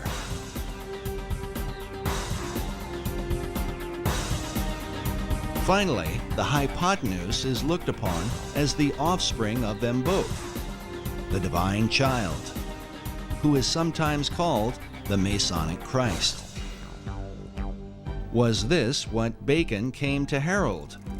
A Christ that delivers man through knowledge or science. According to Peter Dawkins, Bacon's desire was to deliver mankind from the fall he had suffered in the Garden of Eden, to restore him to paradise through what he called the 6 days' work. So he always believed that as man was made in the image of God, as the Bible says, therefore we should imitate what God does. All his work imitates what he's learnt from the Bible and from the interpretations of the Bible. And so the 6 days' work of creation is how to create paradise, because that's in the Bible what's created as a result of the 6 days' work. So he calls his great instauration also the 6 days' work, 6 days' work of creation. And it's all planned out according to what he understood about what those 6 days or stages of creation can mean when interpreted into the human role, what human beings can do. While Bacon based his understanding on the Bible, Dawkins admits that his approach was not through traditional Christian doctrine, but rather a mystical view based in the teachings of Kabbalah. He worked like a Kabbalist. He was a master of the Kabbalah, and particularly the Christian Kabbalah. The Kabbalah goes back through the Hebrews, through Moses, to ancient Egypt, and before that it's said to Enoch, who was the great initiate and king of Atlantis. And it said all the teachings come from Enoch, including this Kabbalah. And Bacon was a great master of Kabbalah. His whole work is based on Kabbalistic principles. While explaining Kabbalah could go on indefinitely, it might be generally called the Jewish version of the ancient mystery religion. In the modern world, Kabbalah has gained popularity among celebrities and is practiced by Barbra Streisand, Mick Jagger, Roseanne Barr, Britney Spears, Jeff Goldblum, Elizabeth Taylor, Paris Hilton, Demi Moore, Winona Ryder, and of course Madonna, who has become a principal spokesman, much to the objection of some traditional Jews. In short, Kabbalah is designed to lead mankind to perfection, where man becomes a godlike being. It is a system that goes hand in hand with the concept of building paradise on earth. Sir Francis Bacon, the great Kabbalist, believed that the pursuit of science, or knowledge, was the way to achieve this great work. Most schoolboys used to know who Francis Bacon was and what he contributed to our knowledge today, and it was the method of science. Well, his first most public and fundamental effect he had was to form the basis of modern science, which is the experimental method. So he promoted what Socrates had also promoted, which was to not just think in your mind and argue, through arguments and so on, which is an Aristotelian method, but actually go out and look what is there in reality, in nature, and study nature and derive your thoughts and ideas from that and base experiments on that to see if they work. Then if they work and if they're useful and they're proved useful over a length of time, then you might consider you've got perhaps a bit of truth, and then you build on that. Well, up to Bacon's time, most of what one could call science, which was not really properly existing as such, except in the mystery schools, in all university, academia and so on, was just producing arguments after arguments. You see, up until Bacon's day, it was the church that was in control, and in fact the church was in control up until about the 1800s. So the church was in control, but the church hierarchy wasn't necessarily pure Christian. There was a lot of people that were there because they could handle 3 or 4 languages and they had great intellect, but were they Christians? Real Christians? No, likely they were not. They knew their scripture, of course, but they were operating by the world system, and so the world system corrupted them. This corruption extended to their powers of discernment. While the Bible teaches that men should prove all things, many church academics in the Middle Ages trusted in an unsound method of deductive reasoning, based upon a faulty understanding of the Scriptures. And typically it would go this way, to give an example. They would take from the book of Acts where it says, and the gospel was preached to the whole world. That's one statement. Now the common statement that goes with that is, but the disciples and the apostles never went to the whole world. And therefore you could deduce from those two statements that, well, there were no people on the other side of the world to preach to. You see, well, obviously were, because the explorers found there were people in Australia and Tasmania. Years later they found that. So there were other people on the other side of the world. So you see, they got the wrong deduction using that method of deduction. And that's what Francis Bacon pointed out. He said there's so much nonsense. And so Bacon set out to establish a scientific method, one by which mankind might achieve all knowledge. Through this method, Bacon sought to bring forth a light that would eventually disclose and bring into sight all that is most hidden and secret in the universe. But first, he would have to find a way to overcome the stubborn traditions employed by the academics of his day, who would rather debate than examine. Bacon gives a great example in exasperation. When he was at university, he saw that there were professors and students spent 3 or 4 years debating how many teeth a horse has. Nobody went out to actually count them, you know. They just wasted all that time debating how many teeth a horse has. So he saw that as fruitless, wasn't producing anything good or useful, and humanity just was not evolving, and there's so many people in poverty and sickness. So he wanted to relieve that poverty and sickness, and get us towards a future paradise, a world paradise, not just for the England, but for the world. So he really started the whole principles of modern science, which is this experimental method. And then he had a formula to start with the basics, the physical world, which is physics, physical laws, and then work upwards towards metaphysics and so on. He couldn't talk too openly when it got to metaphysics, because it landed him in trouble with the religions of the time, who were at war with each other. So he had to do that in a more careful way, more veiled way. But right about it he did.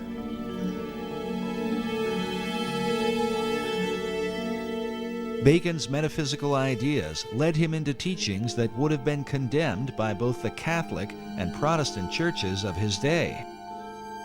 He is said to have made contact with the spirit realm, and that upon hearing a heavenly voice, he was given his life's work.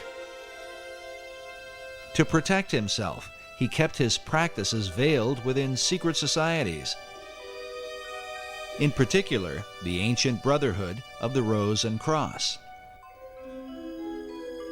The Rosicrucians had long believed that powers and principalities from the spirit realm possessed secret knowledge that might be used for the benefit of mankind. These and other teachings were to be kept hidden from those considered profane, and especially from the Church. The Rosicrucians had to be a secret society. Their object was to discover God's truths after him. But some of their methodology was bordering on witchcraft. For instance, the transmutation of base metals into gold. They claimed they could do it. I don't think so. They claim that they could communicate with angels and demons. Well, in the first place, the scripture tells you not to do it. But their idea was that if you could do that, surely those people, those creatures at least, the angels and the demons, they know a lot of things that we don't know. After all, they've been around since time immemorial, and they are familiar with heaven itself, so surely they can tell us many secrets. Well, the church, you see, would take a dim view of that, and they could be put to death for that sort of thing. The Rosicrucian Society had been formed in England prior to Bacon's birth, in part for the purpose of protecting Queen Elizabeth I.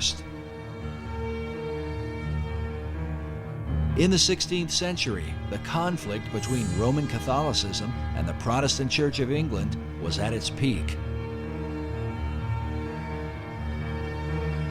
Mary Tudor, the daughter of King Henry VIII, took the throne and earned the title Bloody Mary. They were looking for another heir, and so there were no boy heirs of, or no legal boy heirs of Henry, but he had daughters.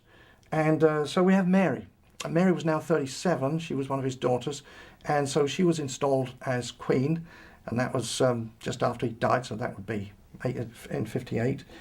And she was a Catholic, a dyed-in-the-wool Catholic, and she had actually married Prince Philip II of Spain. Of course, he was a Catholic too. So the first thing that Mary did was to repeal those laws which permitted the Protestants to practice their religion. Repealed them and then forcefully put to death as many Christians that were of the Protestant faith as she could find. Within the confines of the data that we have, she put to death 300, so there was 300 martyrs there that we know about in the short 6-year reign that she had. No one was safe from Mary's wrath against the so-called Protestant heretics, not even her own sister. Elizabeth Tudor was also the daughter of King Henry VIII, with his second wife, Anne Boleyn, whom Henry had married after divorcing Catherine of Aragon, the mother of Queen Mary. When she was installed as queen, she put her sister Elizabeth I in jail because she was suspected of being a Protestant, so she went to the Tower of London. While imprisoned in the Tower, Elizabeth formed a friendship with a mysterious member of the court, a mathematician and mystic named Dr. John Dee.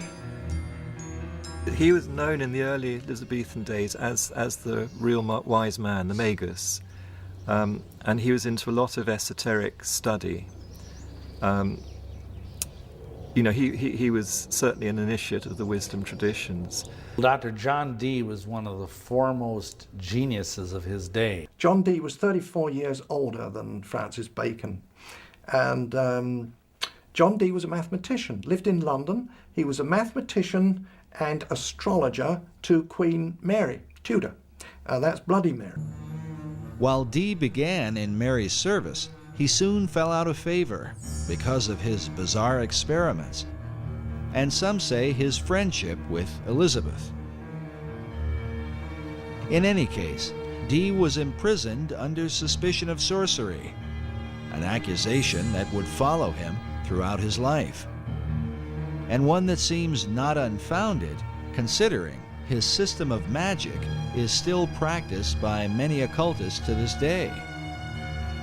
One thing that he is most noted for today among occultists is that he and a fellow named Edward Kelly, who was a medium, did magical invocations related to the Book of Enoch to produce an entire, what today is called, Enochian system of magic. And it's this incredibly complex language and alphabet and cubes and magic squares, and it's extremely complex, and it's very, very powerful. In his quest for knowledge, Dee tapped into the powers of the beyond, hoping to learn secrets from the spirit realm.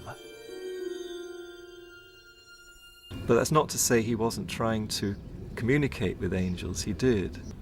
And they can be contacted and talked with. Roughly it means messengers of God.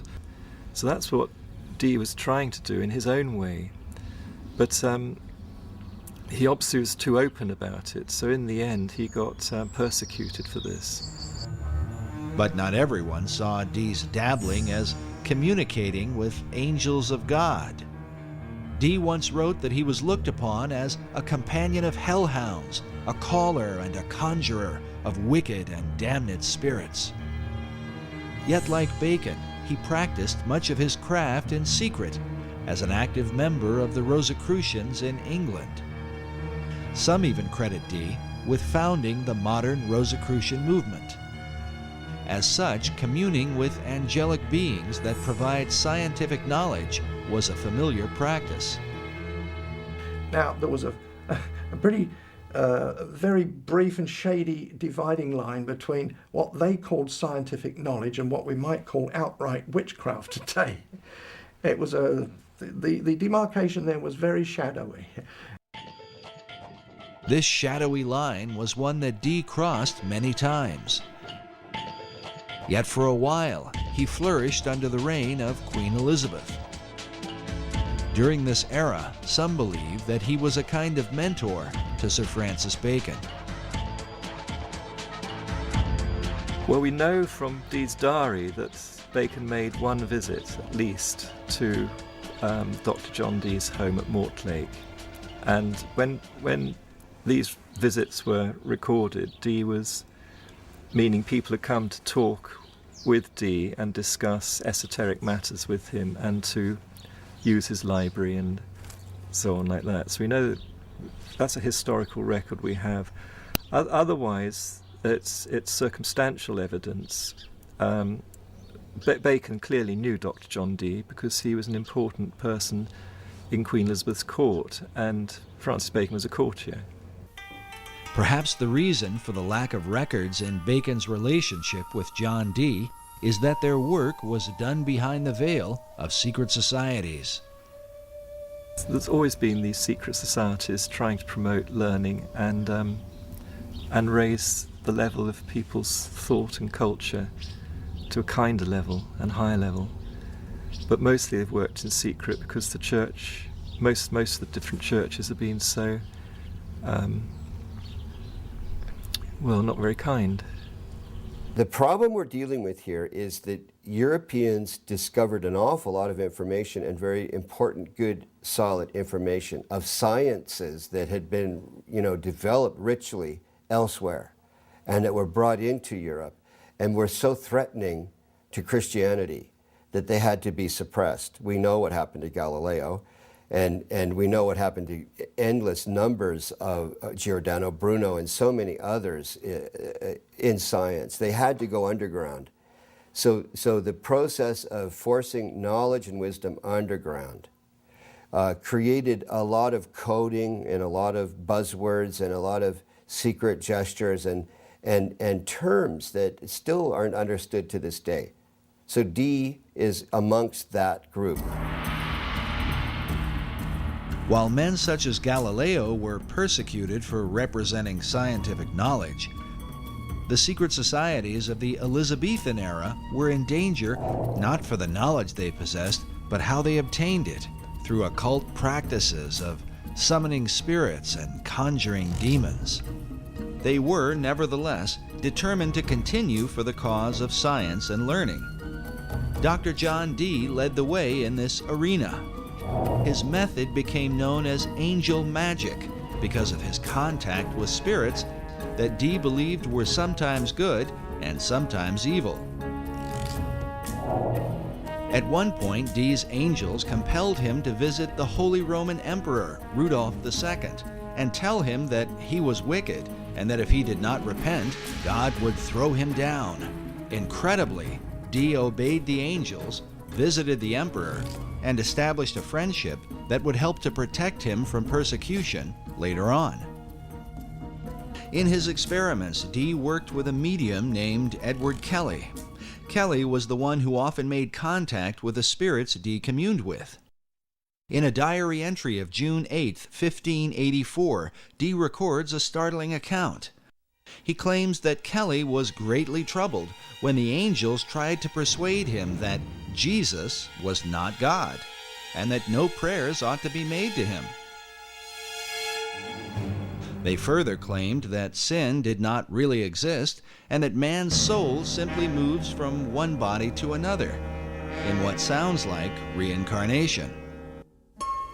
Upon hearing this, Kelly was apparently distraught, and believed they had contacted evil spirits.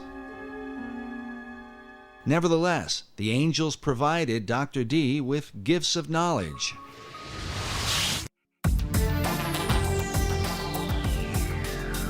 Dee was the first to apply Euclidean geometry to navigation. He built the instruments for and trained the first-rate navigators.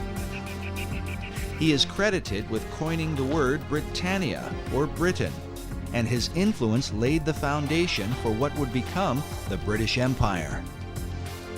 He made his own maps and is said to have charted the northeast and northwest passages in his attempts to increase the wealth of England by gaining access to the New World. And believe it or not, the New World has been secretly influenced by his example. John Dee is considered the original wizard.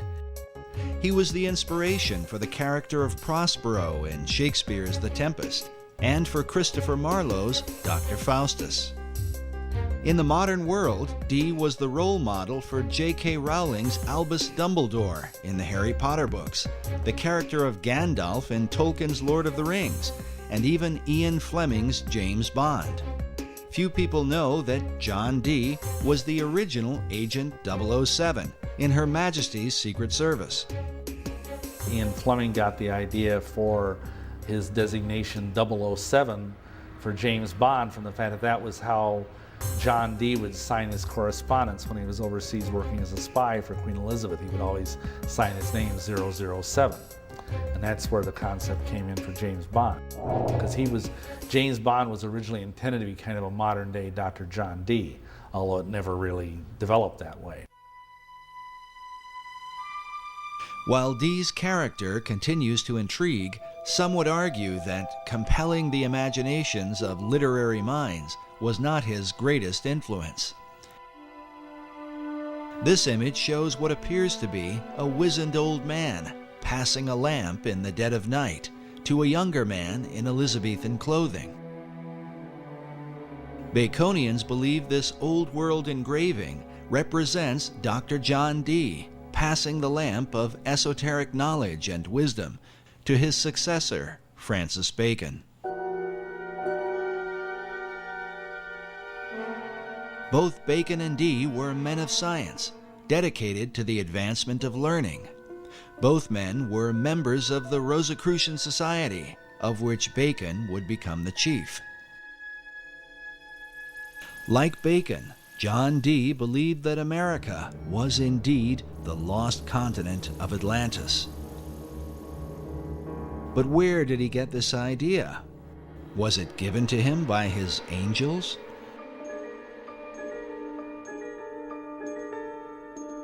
And did he pass this concept on to Francis Bacon? We can only speculate. But when Queen Elizabeth took the throne, the dream of colonizing this new Atlantis would come closer to being a reality. When Bloody Mary, as she was called, this was Mary Tudor, who had been now on the throne and persecuting the Christians, and she died, perhaps ironically, with a false pregnancy. And so when she died in 1558, then after that, Elizabeth I came in as queen. And so there were questions of what day should be chosen for Elizabeth's coronation. The coronation of a new ruler was an important event, the timing of which, it was believed, could determine the success or failure of a monarch's reign. To ensure her good fortune, Elizabeth called upon her old friend, Dr. John Dee. He was the Queen's astrologer too. He computed the date for her to be crowned. Astrology in those days didn't mean necessarily what we understand it to mean today. There were some odd things about it, but there was a study of the stars, that we would call today astronomy. So they had to know about the movements of the stars and the planets, and they were pretty knowledgeable about that. So it was a strange mixture of astrology and astronomy. So that's what he was doing. It's debatable how the efforts of Dee's astrology impacted the course of England. But when the new queen took the throne, it marked the beginning of an unprecedented era in English history. During this time, the language of the New World would be transformed, ancient knowledge would unfold, and the course of the philosophic empire would be established. The modern world would be changed forever, largely because of Queen Elizabeth I.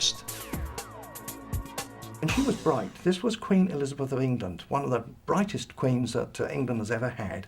Whether she was a true Christian or not was perhaps doubtful, but at least she did support the Protestant cause and not the Catholic one.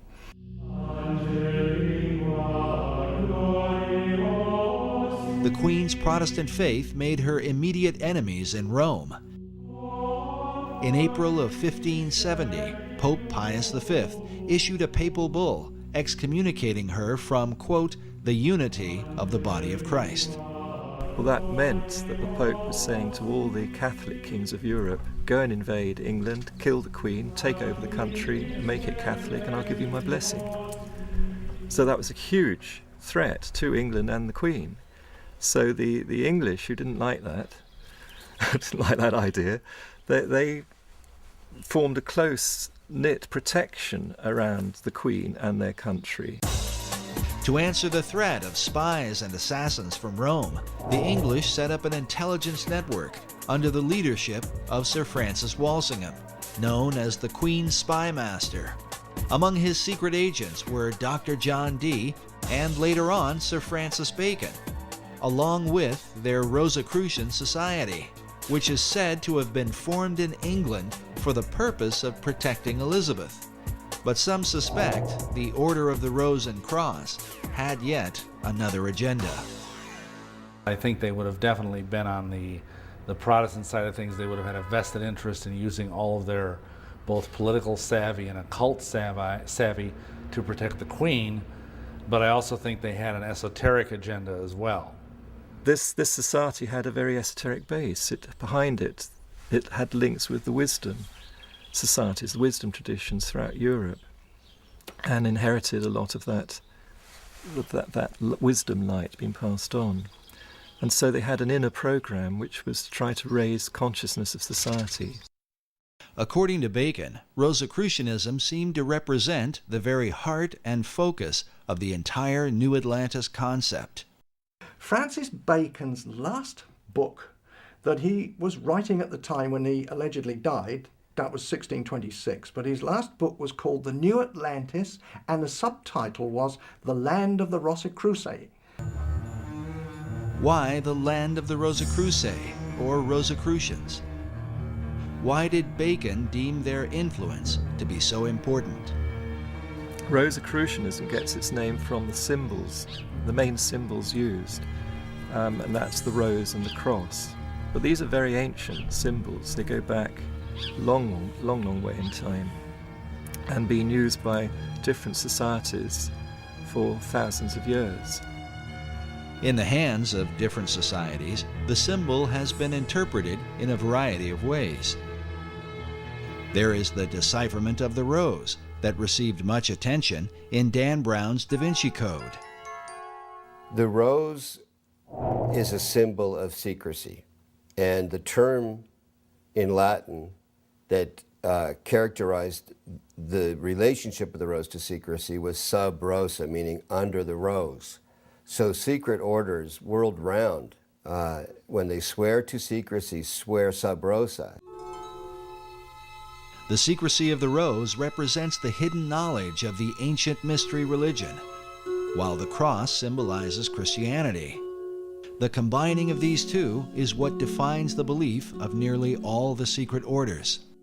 The symbology there is the infusion of all this Eastern Persian spirituality into Christianity. Was this fusion of beliefs a part of Bacon's plan? And what sort of impact could it have? The Reformers argued that the mixture of paganism and Christianity is what produced the Dark Ages. Would Bacon's program of the Rose and Cross be a blessing or a curse?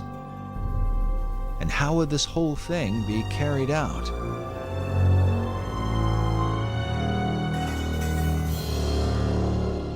When one follows the Rosicrucian trail, John Dee was a very, very key influence in the historical Rosicrucians, and some say even the founder of it, the first president of it.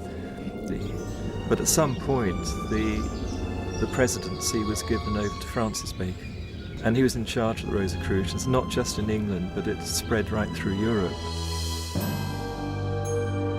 and was following Bacon's particular program. And outwardly Bacon called his program the advancement of proficience of learning. This advancement of learning represented Bacon's desire to transform the world through knowledge. But he recognized that the key to obtaining knowledge was in a people's ability to communicate. As such, Bacon worked to reform the English language in ways never before realized. And it is a bit strange that the English language, as crude as it was in the time of Bacon's youth, by the time he died, it was becoming one of the most refined languages. But in England at that time, the English was dreadful. It was garbled with all kinds of different dialects, because if you think about it, England was made up of the Saxons, the Danes, the Gauls who had invaded, they were the Frenchmen, and they had a whole mixture of languages. So very often one Englishman could not communicate with another. To address the problem, Bacon surrounded himself with writers and poets who were like-minded. All these people, these kind of intellectual people, they all read and wrote in Latin, but they said, look, we need an English language. We're going to be a great country. So they needed a language and literature. So how to develop that skill. And that's what, I think that's principally what Bacon did. He gathered around him a literary society, you know, writers, poets, artists as well. And some of them were employed to as part of the Secret Service of Queen Elizabeth. And they had communications with people all over Europe, in all the different countries of Europe. And from their letters, they derived the roots of new English words, which they invented and put out. These new words were put out through a variety of literary works, books and poems and plays of the theater. Bacon's circle of writers and poets were largely responsible for the explosion of English literature during the Elizabethan era. They included such notable authors as Ben Jonson, Christopher Marlowe, Sir Walter Raleigh, and Edmund Spenser, to name a few. In addition, Bacon was dedicated to bringing the sacred knowledge of the ancient world to English-speaking people, knowledge otherwise kept hidden by the barriers of language. When he died, and subsequent to that, they've culled together at least 2,000 books. Not books that he wrote, because obviously one man couldn't write that number, but he had what he called a scriptorium. These were scribes who he paid to write for him. When he was the Lord High Chancellor of England, he had wealth, and he used to pay the scriptorium, these scribes, and he paid people to translate the classic books, Homer's Iliad, all the old Greek, the Roman classics, and all those classics, Livy, translate them all into English and put them in books. It turns out too that Bacon had a printing press. He had a factory with using brass plates for printing. That was his own thing. Nobody knew about that until rather recently. But nevertheless, there were 2,000 works that we know of that passed through his hands in one way or another to give literacy to the English public.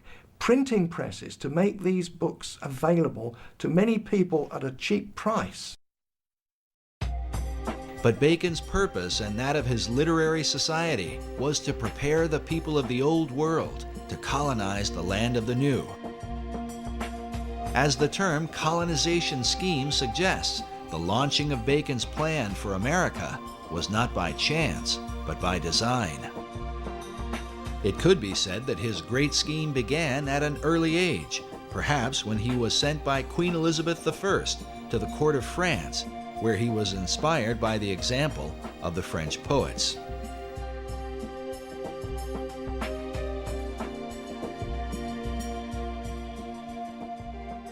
Another major influence, he obviously was inspired in France by the French Pleiades, the group of French poets who were deliberately trying to make the French language into a really good language, particularly for poetry and writings and so on of that sort. And Bacon spent several years at the French court, came back very inspired and wanted to do the same thing for the English language.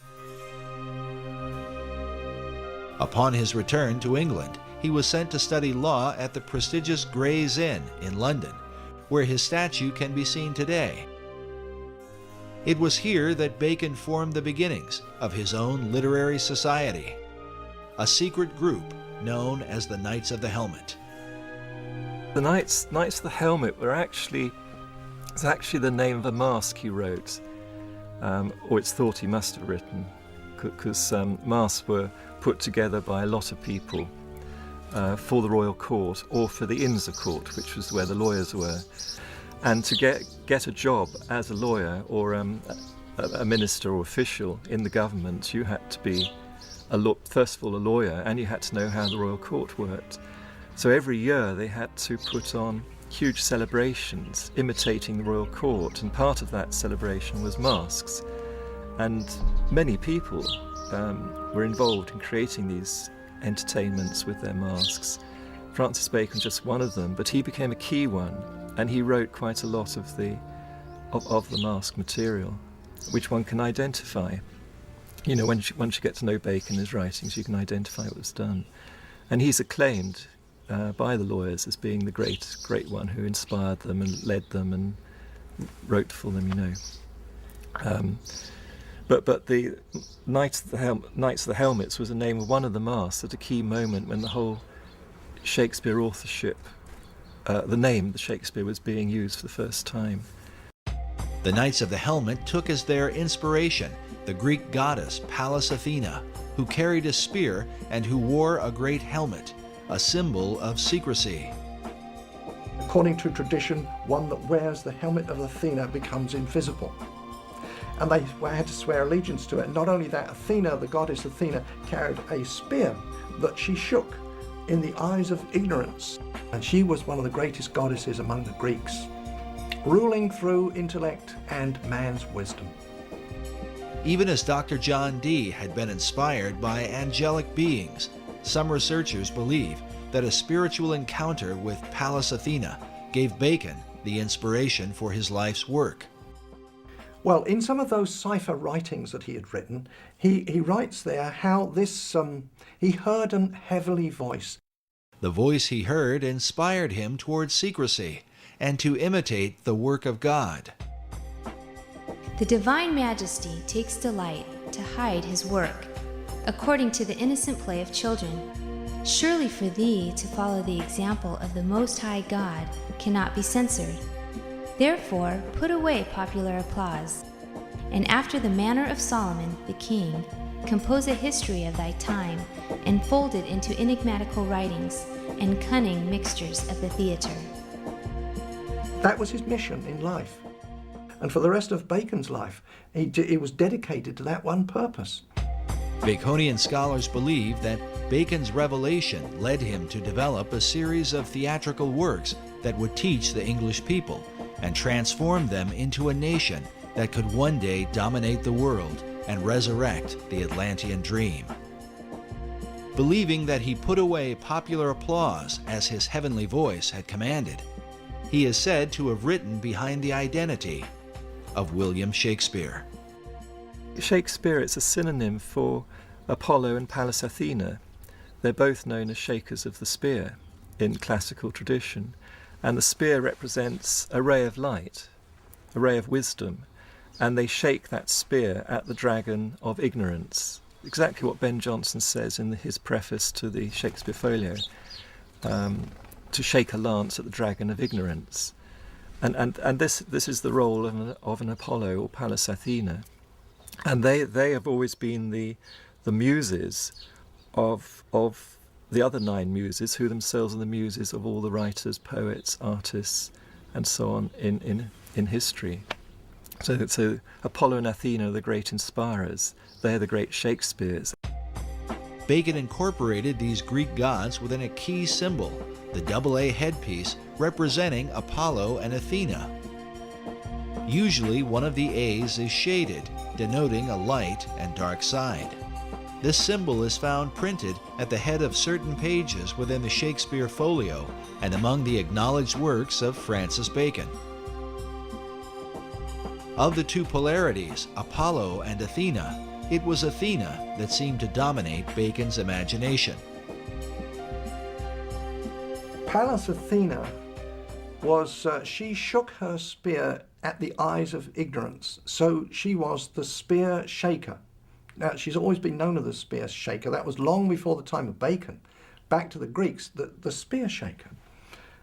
So he took that name, spear shaker, and just turned it around to make it Shakespeare. And it used to be written with a hyphen, and then it became one word, Shakespeare as the name of the playwright for those Shakespearean plays. But what of the real William Shakespeare, the Stratford man whose name has been revered for nearly 500 years? His writings have been attributed to a number of other authors, including the playwright Christopher Marlowe, Edward de Vere, the 17th Earl of Oxford, and even Queen Elizabeth herself. But Sir Francis Bacon seems to lead the pack of would-be bards, with well over 200 books, essays, and pamphlets on the subject, many of which insist he is the real and true Shakespeare. Meanwhile, Baconian scholars argue that the Stratford man simply lacked the experience and education to have written the works that bear his name. There is a mystery, because when you look at the plays, everything that's in them and what lies behind them in terms of experience, knowledge, and so on like that's expressed through the plays, and the philosophy in the plays, and so on like that, they do not match up with what we know of the life of the actor. In fact, the life of the actor is quite well known. There's quite a lot of research been done on William Shakespeare Stratford, so a lot is known about his life, and none of it matches up what you can deduce from the author from the plays themselves. In fact, the more we find out about the life of the actor, the worse it gets. Here you have a guy who is barely literate enough to make a mark, much less write his name. His mark was only existent in 5 documents. There's not a single letter either from him or to him by any of his contemporaries. How can this guy have written the greatest literary works in the history of the world? It just didn't happen. Whoever's the author certainly knew about certain things happening abroad in the royal courts, in France, in Italy, and in Spain. Not only taught the workings of the court, but the intrigues as well, and who would know that? Certainly not a play actor like the William Shakespeare. There's no way that man could have known the intrigues that went on inside the court. But Francis Bacon did. He was well familiar with it. He was brought up in the court. You can't just say, oh, genius did it all. It's impossible for genius alone to do that. You've got to have all that background experience, knowledge, and so on, to get something like the Shakespeare plays. There's even a quote from one of the justices, one of the English justices, that it's clear that from the Shakespeare writings that the author had to be an attorney, because there is not a single legal error contained in any of them. He writes, the author writes naturally as if he's a lawyer. You know, it doesn't just put in legal terms here and there just to suit the story. It just legal terms and the whole legal jargon just rolls off him absolutely naturally, as if he's used to living in that environment all the time. Well, that doesn't fit the actor from Stratford. There's just no way the historic William Shakespeare could have written these plays. There's only one person who could possibly be the author of those plays, which is Francis Bacon. Yet wouldn't the colossal size of all the plays, poems, and sonnets be too much for Bacon himself to complete, especially while becoming a lawyer, launching modern science, and writing the many other works attributed to him? This could be where the Knights of the Helmet took part, as evidence suggests that the plays may have been the collective effort of Bacon's literary society. We know from historical records that Bacon actually had a literary group around him. Some of them were actually paid, employed by him, and others just did it voluntarily. A big group. Why? Why did he do that? You don't employ a lot of people, all writers, poets, artists, and as well as cipher experts and so on. You don't employ them for nothing. So what did they do? And then you get the answer, the Shakespeare plays, because scholars have found out there's been other contributions in the plays from other poets and so on, have all put a little bit in here and there. And then you find that they were either associated with or employed by Bacon in that group. They're all part of this one group. So then the picture emerges of a typical Renaissance studio, but instead of being an artist, a painter with his studio of pupils, you've got a writer with his studio of pupils. working with him. They each contribute a little bit to the picture or the story, but the main artist or author is Francis Bacon himself.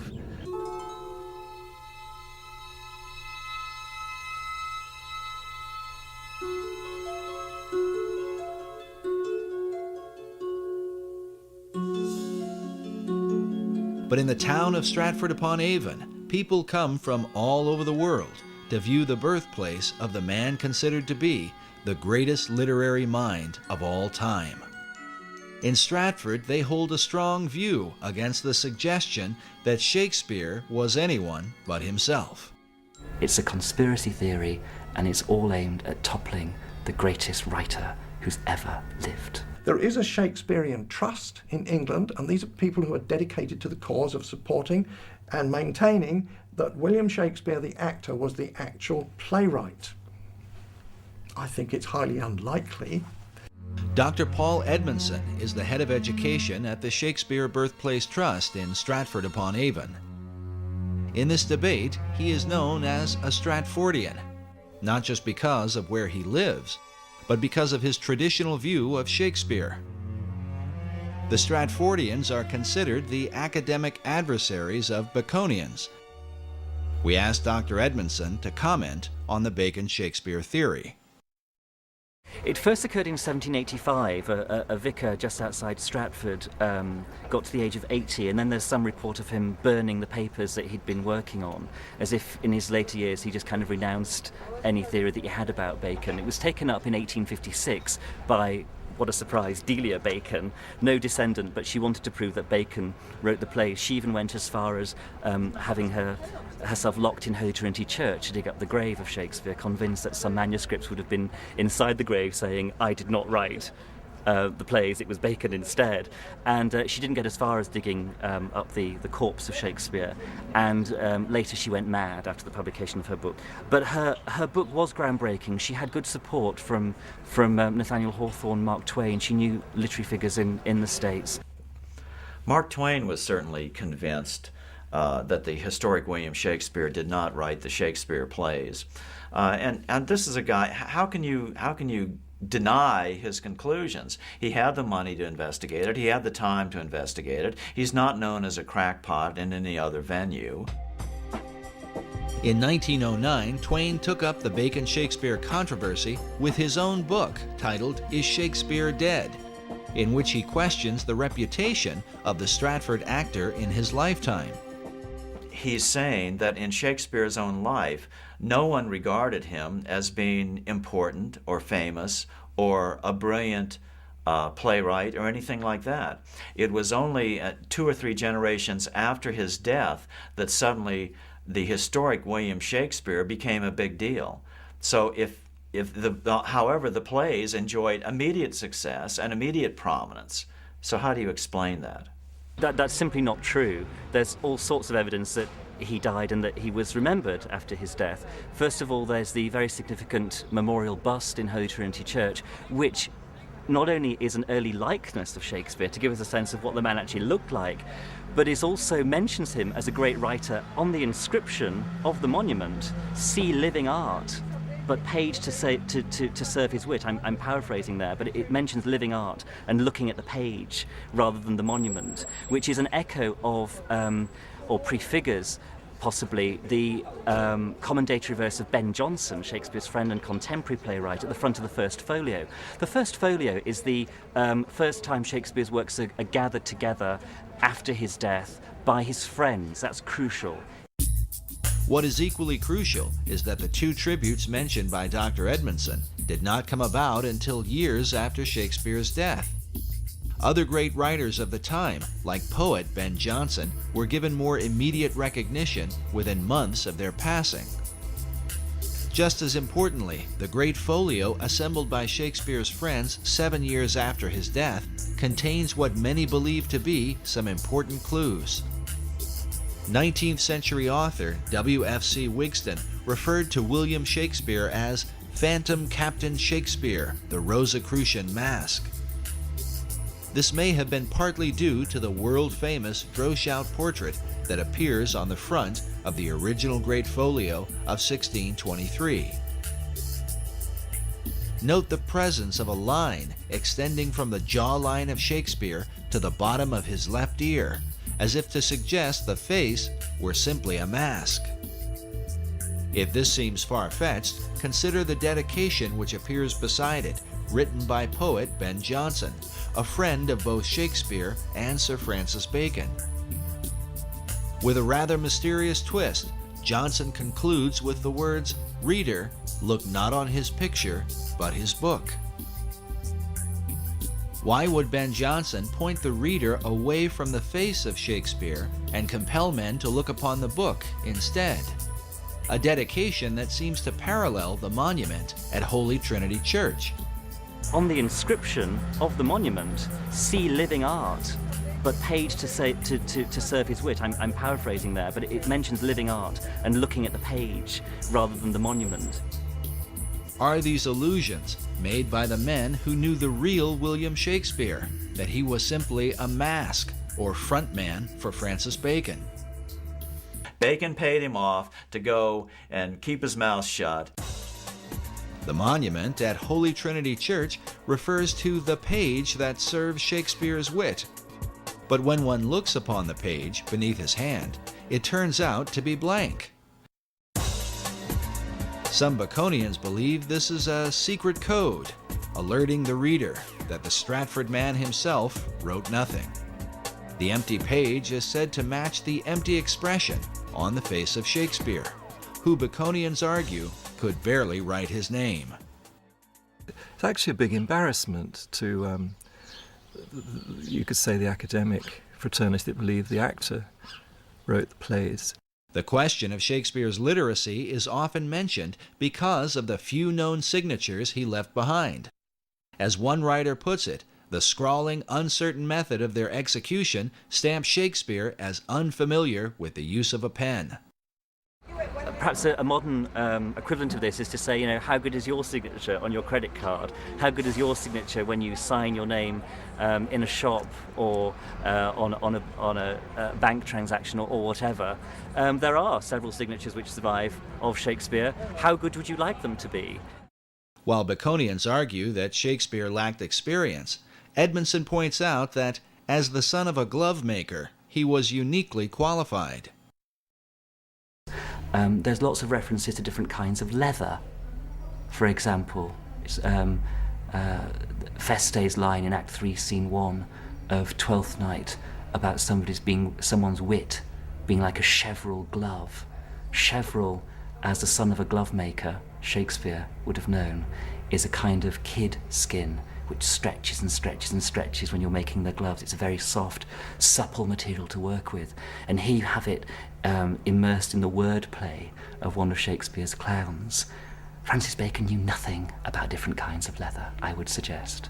Actually, you could turn this whole thing on its head and say that Shakespeare wrote Bacon, which is something that a lot of people don't suggest, because why bother to do it that way around?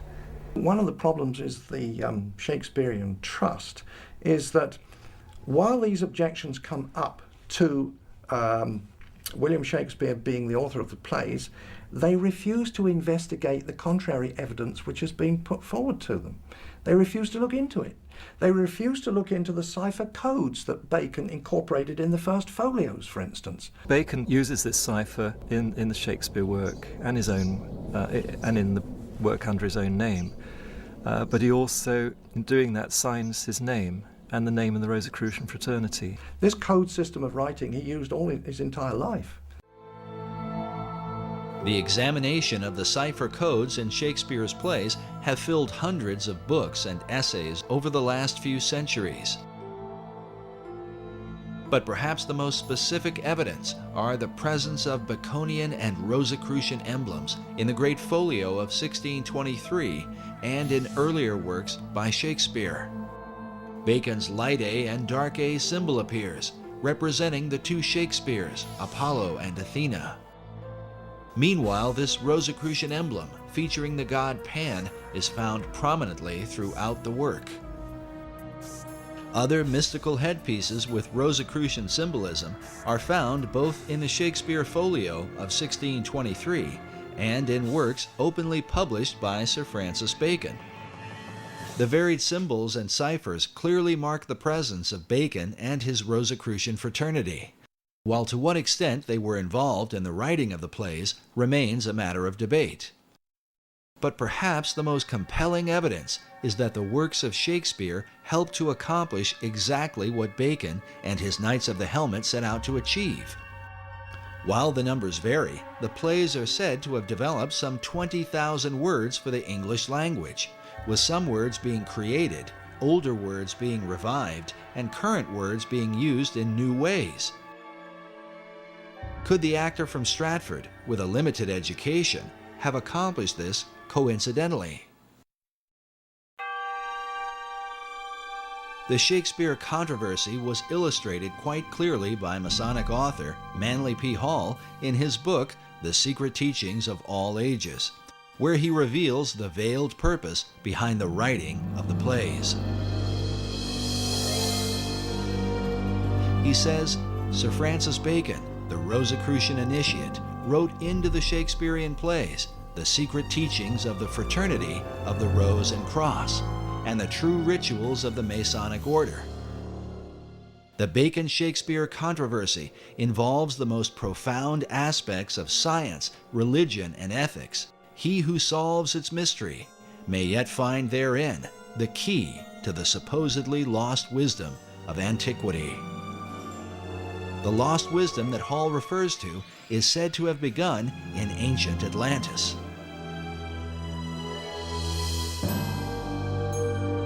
Is this the real key to understanding Shakespeare?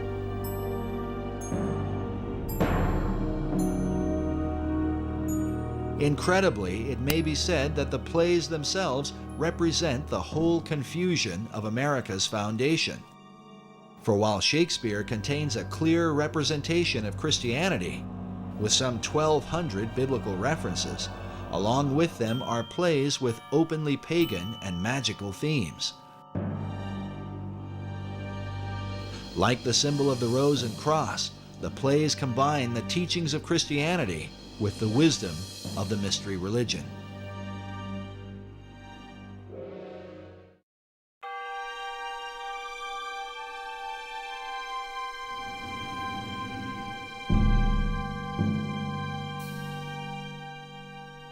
The purpose in blending religions in this way might have been to avoid the wars and conflicts that have afflicted men over the centuries. Bacon, who saw religious persecution in his own day, may have inherited this view from an earlier Masonic influence, the Knights Templar. The whole episode of the fall of the Knights Templar is a matter of conflicting historical controversy. We do know that when they left the Holy Land, the order had increased in numbers and power, and by the beginning of the 1200s, they had returned to Europe, and the Knights Templar then became the dominant financial force in Europe. The Templars were the people that loaned the money. Well, of course, the popes and people to whom the money was, they owned the money, they could get rid of their debt by getting rid of the Templars, and they did.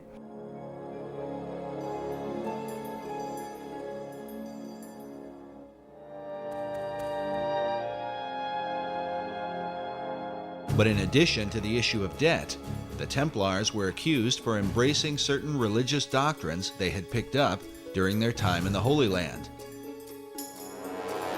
It is said they began to combine the teachings of Christianity with the influence of Islam and Judaism, as well as spin-off cults known as the Yazidi and the Hashashin.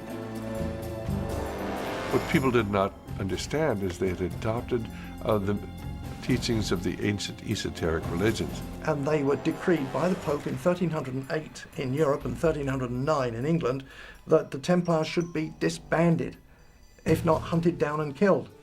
Many Templars were tortured under the Inquisition and even burned at the stake for heresy. But some of them escaped. And a lot of them, I think, went underground, because by no means did the dragnet, if you will, capture all of them. A lot of them fled to Scotland. They had to go into hiding. And one of the places they found to hide was the Masonic Lodge. There's no question but that the Knights Templar are the real fulcrum of the latter development of Freemasonry. And that's not saying that Freemasonry did not pre-exist the Knights Templar. It did. As the builders, as guilds of builders throughout Europe. It is from the influence of the Knights Templar that many believe Masonry began to develop its modern philosophy. A philosophy literally carved in stone and found in one of the most intriguing monuments of the Western world. Just outside of Edinburgh, Scotland, is the Rosslyn Chapel, a place that may well provide a door to understanding Masonry, the Knights Templar, and the ancient plan for America. It very conclusively demonstrates a profound relationship between Scotland and the Templars and the Freemasons, which is not really any big revelation. But of course, the whole idea is that the three things go together. The chapel was built in the 15th century by William St. Clair. The tomb of his ancestor of the same name, and who died a century earlier, is found within. His name, as it appears, William St. Clair, Knight Templar, is believed to be a link between the Templars and the Scottish Masons who built this mysterious chapel. The chapel the foundation stone was laid in 1446, and it was finished about 1492. So it took 50 odd years to build. And the interesting fact is that William St. Clair, the builder, was 50 when the job started, and he died when it stopped. So this man was uniquely old, because in medieval times you wouldn't expect to live perhaps more than 35 years or so. But William St. Clair was into his 90s, so he was a remarkable character all the way around. Everything about him was remarkable, including the legacy he's left us. The legacy of Rosslyn Chapel seems to be the very essence of the Templar belief and that of secret societies everywhere. The removal of all boundaries concerning world religion. As noted before, this Gnostic theme is well captured in Dan Brown's best-selling book, The Da Vinci Code, a work that has created worldwide controversy. During our visit to Rosslyn Chapel, we encountered Erwin Lutzer, author of the book, The Da Vinci Deception. Of course, as we know, Rosslyn Chapel has become famous because of the Da Vinci Code. And you have people coming from all over the world staring at its ceilings, trying to crack its codes. As we walk through it, it's very probable that the Masons who built it had a field day. They decided that they were going to combine all kinds of mythological elements along with the Bible. So you have Masonic elements in the chapel, you have some pagan elements, you have Christian elements, and they're all thrown together. Rosslyn Chapel is probably one of the most extraordinary buildings in the world.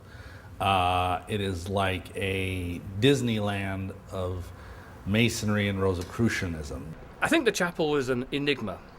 It satisfies the needs of a great number of people who come to Rosslyn for a whole raft of reasons. If you're a Knight Templar or a Freemason, if you are an American looking for some links with the New World before it was discovered, if you're a Sinclair, if you're religious or an art historian or an architectural historian, an esoteric, Rosslyn has got something for you. If you're a paganist, we have over 110 green men. Most churches will have 1 or 2 green men, but we have over 100 of them. The green man is a representation of an ancient fertility god, just one of the many pagan icons in the chapel. And so Rosslyn, not only does it offer a great many things to different people, but it also offers a mystery. The mystery, he explains, is that Rosslyn Chapel, while designed as a Christian church, is filled with so many religious symbols, a person is confused about what they are compelled to worship. It's like having a VCR. You know pretty much what it's meant to do, but you can't actually make it work properly. No one can follow the instructions. And the chapel is like that. We know it's a church. That's fair enough. But it has so many other little stories connected with it and mysteries, and the carvings are not particularly clear, and they can be interpreted one way or another. And so for everything you see in the chapel, there's probably 3 answers. And that, I think, is its great appeal. Centuries after its construction, researchers continue to question the overarching message of the chapel? What was the intent of its design? It may have had a point for the Masons who made it, in the sense that there were various messages that were conveyed. Essentially, Masonry's doctrine, foundationally, and they will even say this publicly, is universalism, which is the idea that basically all religions are the same. It doesn't matter what religion you are, as long as you're sincere and devout in your beliefs, and that all men, they say, may gather at the hospitable altars of Masonry no matter what their religious belief. So, in that sense, they're very much part of pushing toward a one-world religion, and to view biblical Christianity as basically the enemy. Because biblical Christianity makes unique claims about itself that none of these other groups, the Rosicrucians, the Masons, any of these groups, will acknowledge. Some of us are convinced it's important that Christianity be held distinct from some of the elements that are found here in Rosslyn Chapel. After all, the message of Jesus Christ is very, very unique. But throughout history, you've always found those who want to blend together various ideas, various organizations, and various religions. And here at the Rosslyn Chapel, people can come and they can practically see anything that they want. But within the monument is evidence, not only of what the Templars and Masons came to believe, but perhaps a reflection of things to come. The promise of a land where one day their ancient hope might be fulfilled. For inside Rosslyn Chapel, along with the haunting imagery, is evidence of the New World prior to the discovery of Columbus. Well, there is this window which is decorated. The window frame is decorated with Indian corn or maize, and the chapel was built in the 15th century. So it is strange that Indian corn, which wasn't ever grown here, is used as a motif. The chapel was finished around 1492, the same year Columbus is thought to have come to America. This would mean the carvings would have been completed beforehand. But how did the Masons who built this chapel have knowledge of Indian corn, a crop not grown in Europe and indigenous to the New World? Who knows? There are lots of mysteries about this chapel.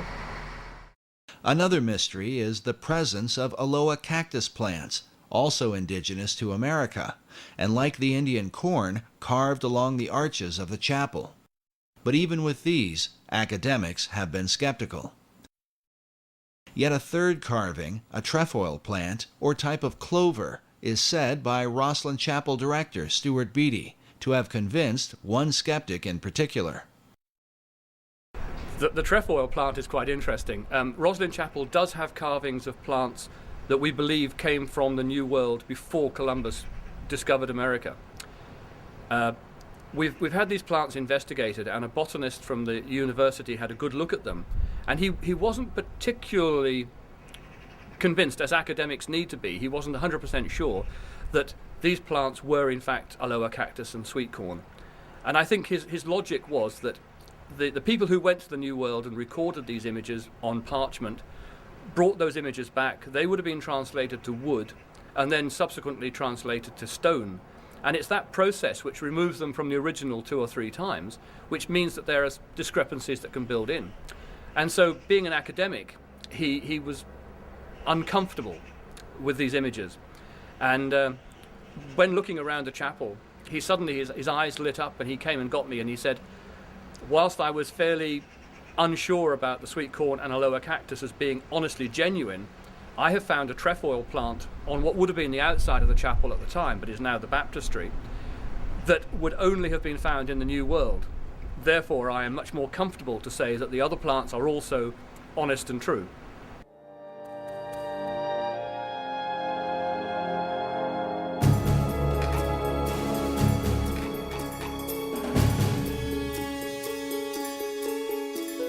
When the Templars were arrested in Europe, Many of them are said to have escaped with a great fleet of ships that were never to be found. Could they have made their way to the New World? If so, they could have handed down this knowledge through secret societies to men like Francis Bacon, and before him, Christopher Columbus.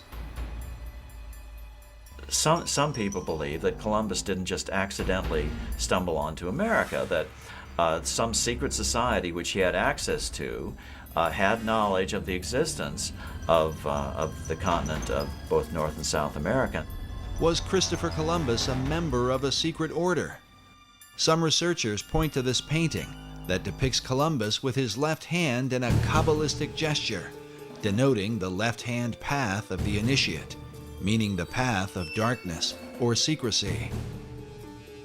In addition, the ships of Columbus sailed to the New World adorned with red crosses on a white background, the symbol of the Knights Templar. Columbus's wife was the daughter of a famous Knights Templar line that passed along what are called portolands and cartographs that Columbus had direct access to. And we know that he robbed the Portuguese and brought all of those portolands to Isabella and Ferdinand. What I'm suggesting is that people knew about this new Atlantis. They knew at the time of Columbus and before the time of Columbus. But did the secret societies involved view the New World as Atlantis of old? And if so, from where did they develop this idea? Was it only from Plato's account? Or from a belief more deeply rooted in America's secret history? In his groundbreaking book, America BC, Harvard professor Barry Fell reveals the presence of ancient Europeans in New England and the American Midwest as far back as 800 BC. The author uncovers evidence of ancient Celts and Druids, with travelers from Spain, Libya, Carthage, Rome, and Egypt, all of whom came to the New World centuries prior to its so-called discovery by Columbus.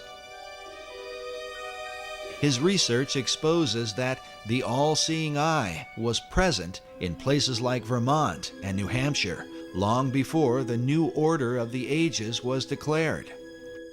Does this stand as proof that America was indeed known by the ancients, and that its destiny has been the plan of secret societies from long ago? Sir Francis Bacon believed it was his mission to reform the world in preparation for building paradise on earth, to lead mankind into a new age. And Bacon himself called himself the herald of the new age, which is the title of Elijah. And in tradition, Elijah is said to come again and again to prepare people for the coming of the Messiah, or coming of the Christ, which has many different interpretations. As shown before, the Masonic Christ is perceived as the hypotenuse in the 47th proposition of Euclid. This rare Pythagorean symbol is found among the Masonic regalia of the 4th Earl of Rosslyn, whose family owns the Rosslyn Chapel. Oddly enough, this same emblem forms the heart of the design for Washington, D.C., known as the L'Enfant Triangle. Masonic author David Oveson claims that the entire city of Washington is based around this Pythagorean theorem. If so, America's capital might stand as the ultimate dedication to Bacon's great plan, a city designed symbolically to represent the Masonic Christ that Bacon came to herald. If these things are so, what can this mean for the secret destiny of America?